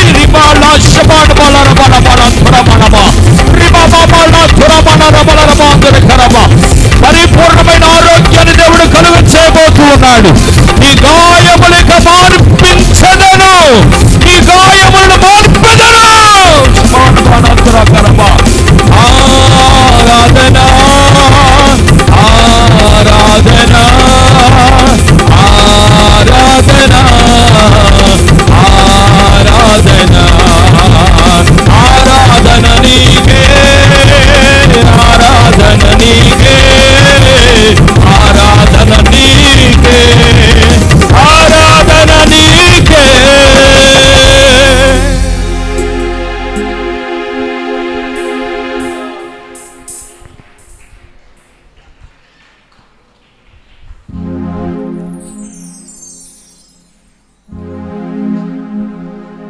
మహాపరిశుద్ధుడైన మా ప్రియ పరలోకమందున్న మా తండ్రి, మీ ఘనమైన శ్రేష్టమైన నామాన్ని బట్టి స్తుతిస్తున్నాము నాయన. ఈ 2020 సంవత్సరంలో ఈ 10వ మాసంలో మీరు మమ్మల్ని ప్రేమించి ఏర్పాటు చేసినటువంటి మనోహరమైన ఉపవాస పండుగల నిమిత్తం ప్రార్థిస్తూ వచ్చాము నాయన. ఇంత మహిమకరంగా, ఇంత ఘనముగా మీరు ప్రారంభించి ఇదిగో ఈ ఆరాధనతో మీరు ముగించినందుకై స్తోత్రం చెల్లిస్తున్నాం. ఈ ముగింపు కోడికలో, ఈ పునరుద్ధానపు ఆరాధనలో మీ దాసుని బలపరిచిన ఆయన, ఇంతవరకు నీ పేరు పెట్టబడిన నీ ప్రజలమైన మా అందరితో మీరు మాట్లాడుతూ వచ్చినందుకై స్తోత్రం నాయన. చక్కటి వాగ్దానాన్ని మీరు మాకు అనుగ్రహించినందుకై స్తోత్రాలు. నేను నీకు ఆరోగ్యమును కలుగజేస్తాను, నీ గాయములను మాన్పెదను. నా తండ్రి, మీకు స్తోత్రం చెల్లిస్తున్నాం. ఎవరైతే నీ వాక్కును శ్రద్ధగా వింటారో, నీ ఆజ్ఞలను అనుసరించి ప్రభువా విధేయులై కట్టడలను అనుసరించి నడుచుకుంటూ ఉంటారో, ఐగుప్తీయులకు కలుగజేసిన రోగములో ఏదియో మీకు రానియను. నిన్ను స్వస్థపరిచే యెహోవాను నేనే. మీరు వాగ్దానం చేసినట్లుగానే మీ ప్రజలను మీరు స్వస్థపరుస్తూ ఉన్నారయ్యా, బాగు చేస్తూ ఉన్నారయ్యా. అవును తండ్రి, స్వస్థతను పొందాలి అంటే, ఆరోగ్యాన్ని పొందాలి అంటే నాయన, నీ పేరు పెట్టబడిన నీ జనులు తమ్మును తాము తగ్గించుకోవాలని మీరు మాట్లాడారు తండ్రి. తగ్గించుకునే ఆ స్వభావము మా అందరికీ ప్రసాదించమని ప్రార్థిస్తున్నాను. చెడుతనమును విడిచిపెట్టి నాయన నీ సన్నిధిలో ప్రార్థన చేసి నిన్ను వెతికినప్పుడు ఆకాశము నుండి నీ ప్రజల ప్రార్థన విని మీరు దిగివచ్చి ప్రార్థన ఆలకించి నా తండ్రి పాపములను క్షమించి దేశాన్ని స్వస్థపరుస్తారని మీరు సెలవిచ్చిన మాట కొరకై స్తోత్రం నాయన. నిశ్చయముగా రాబోయే దినాల్లో మీరు దేశాన్ని బాగు చేస్తున్నందుకై స్తోత్రం నాయన. పాడైపోయిన దేశాన్ని, ఈ భారతదేశాన్ని మీరు బాగు చేస్తున్నందుకై స్తోత్రాలు. ఈ తెలుగు రాష్ట్రాలను మీరు బాగు చేస్తున్నందుకై స్తోత్రాలు. రాష్ట్ర ప్రజలను, దేశ ప్రజలను, ప్రాంత ప్రజలను, సంఘ బిడ్డలను మీరు స్వస్థపరచబోతున్నందుకై స్తోత్రాలు. ఆరోగ్యాన్ని కలుగజేయండి. ప్రతి విధమైన శారీరక, ఆత్మీయ బలహీనతల నుండి యేసు నామములో విడుదల కలుగునుగాక. స్వస్థత శీఘ్రముగా లభించునుగాక. మనుష్యులమైన మాకు నా తండ్రి, నడినెత్తి మొదలుకొని అరి పాదము వరకు స్వస్థత కొంచెమైనను లేనటువంటి భయంకర దినాల్లో నాయన కృప చూపుచున్నందుకై స్తోత్రాలు. తిరుగుబాటు స్వభావాన్ని తొలగించండి, చేదైన వేరును తొలగించండి. మా ఆత్మీయ జీవితాలను పరిశుద్ధ పరుస్తున్నందుకై స్తోత్రాలు, స్థిరపరుస్తున్నందుకై స్తోత్రాలు. ప్రతి వాని గుండె, బలహీనమైన గుండెను మీరు బలపరచబోతున్నందుకై స్తోత్రాలు. నెత్తి మీద ఉన్నటువంటి ప్రతి వ్యాధి యేసు నామములో తొలగిపోవునుగాక. మీరు స్వస్థపరిచినందుకు స్తోత్రాలు చెల్లిస్తున్నాం. విశ్వాస సహితమైన ప్రార్థన రోగిని స్వస్థపరుస్తుందని మీరు సెలవిచ్చినట్లుగానే ప్రతి ఒక్కరి హృదయాలు విశ్వాసముతో నింపబడునుగాక. విశ్వాసముతో ప్రార్థించుదుముగాక. విశ్వాసము ద్వారా నీ గాయాల్లో ఉన్న దైవికమైన స్వస్థతను మేము అనుభవించుదుముగాక. మీరు కార్యాలు చేయబోతున్నందుకై స్తోత్రాలు చెల్లిస్తున్నావు నాయన. ఎవరైతే నిన్ను ఎరిగి ఉంటారో వారికి విడుదల కలుగుతుందని మీరు మాట్లాడినట్లుగానే నిజ దేవుడా, గొప్ప దేవుడా, యేసయ్యా, ప్రతి ఒక్కరు నా తండ్రి పరిపూర్ణంగా నిన్ను ఎరిగిన వారై జీవించుటకు సహాయము చేయమని ప్రార్థిస్తున్నాను. పరలోక పట్టణములో జీవనదికి ఇరువైపులా ఉన్నటువంటి జీవ వృక్షపు ఆకులు స్వస్థత కొరకు, జనముల స్వస్థత కొరకు వినియోగిస్తున్నట్లుగా నాయన, ఆ ఆకులే నీ యొక్క రక్తము నాయన. ఆ ఆకులే నీవు పొందిన గాయాలు నాయన.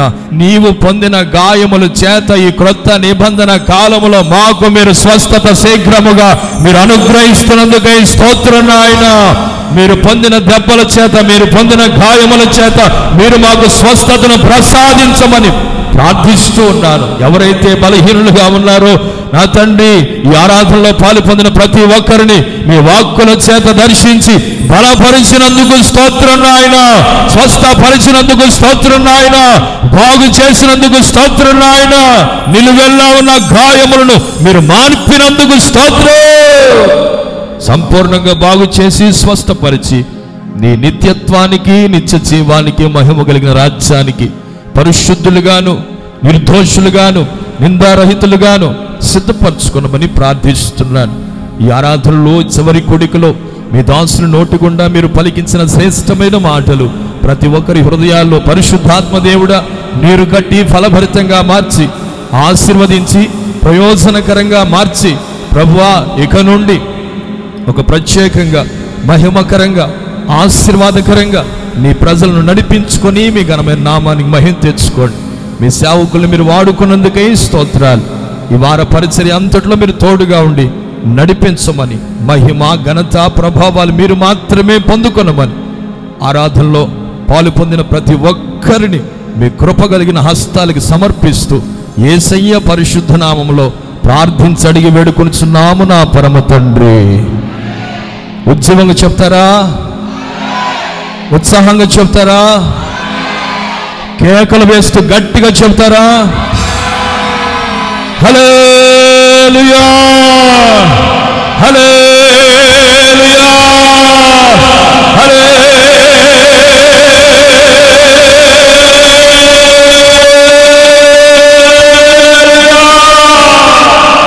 గట్టిగా చప్పట్లు కొట్టి ఒకసారి ప్రభువుని మహిమపరచండి. గట్టిగా గట్టిగా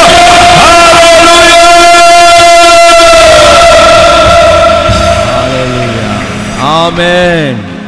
మన ప్రభు అయిన యేసుక్రీస్తు వారి కృప, తండ్రి అయిన దేవుని ప్రేమ, పరిశుద్ధ ఆత్మ దేవుని అన్యోన్యమైన సహవాసము, సన్నిధి, సముఖము కూడి వచ్చిన మనకును సకల కోటి పరిశుద్ధులకును, ఎవరైతే తమ జీవితాల్లో తగ్గించుకుని ఆయన వెదకుచు చెడు మార్గాలు విడిచిపెట్టి ఆయన ఎరిగి ఉన్న వారి గుంపులో ఉండి పరలోకానికి సిద్ధపరచబడుతూ ఉన్నారు, వారందరికీ ఆయన కృప సదాకాలము తోడై ఉండి ఆదరించి కాపాడి బాగు చేయునుగాక. ఆమేన్, ఆమేన్, ఆమేన్. దేవుడు మిమ్మల్ని దీవించునుగాక. ఆమేన్.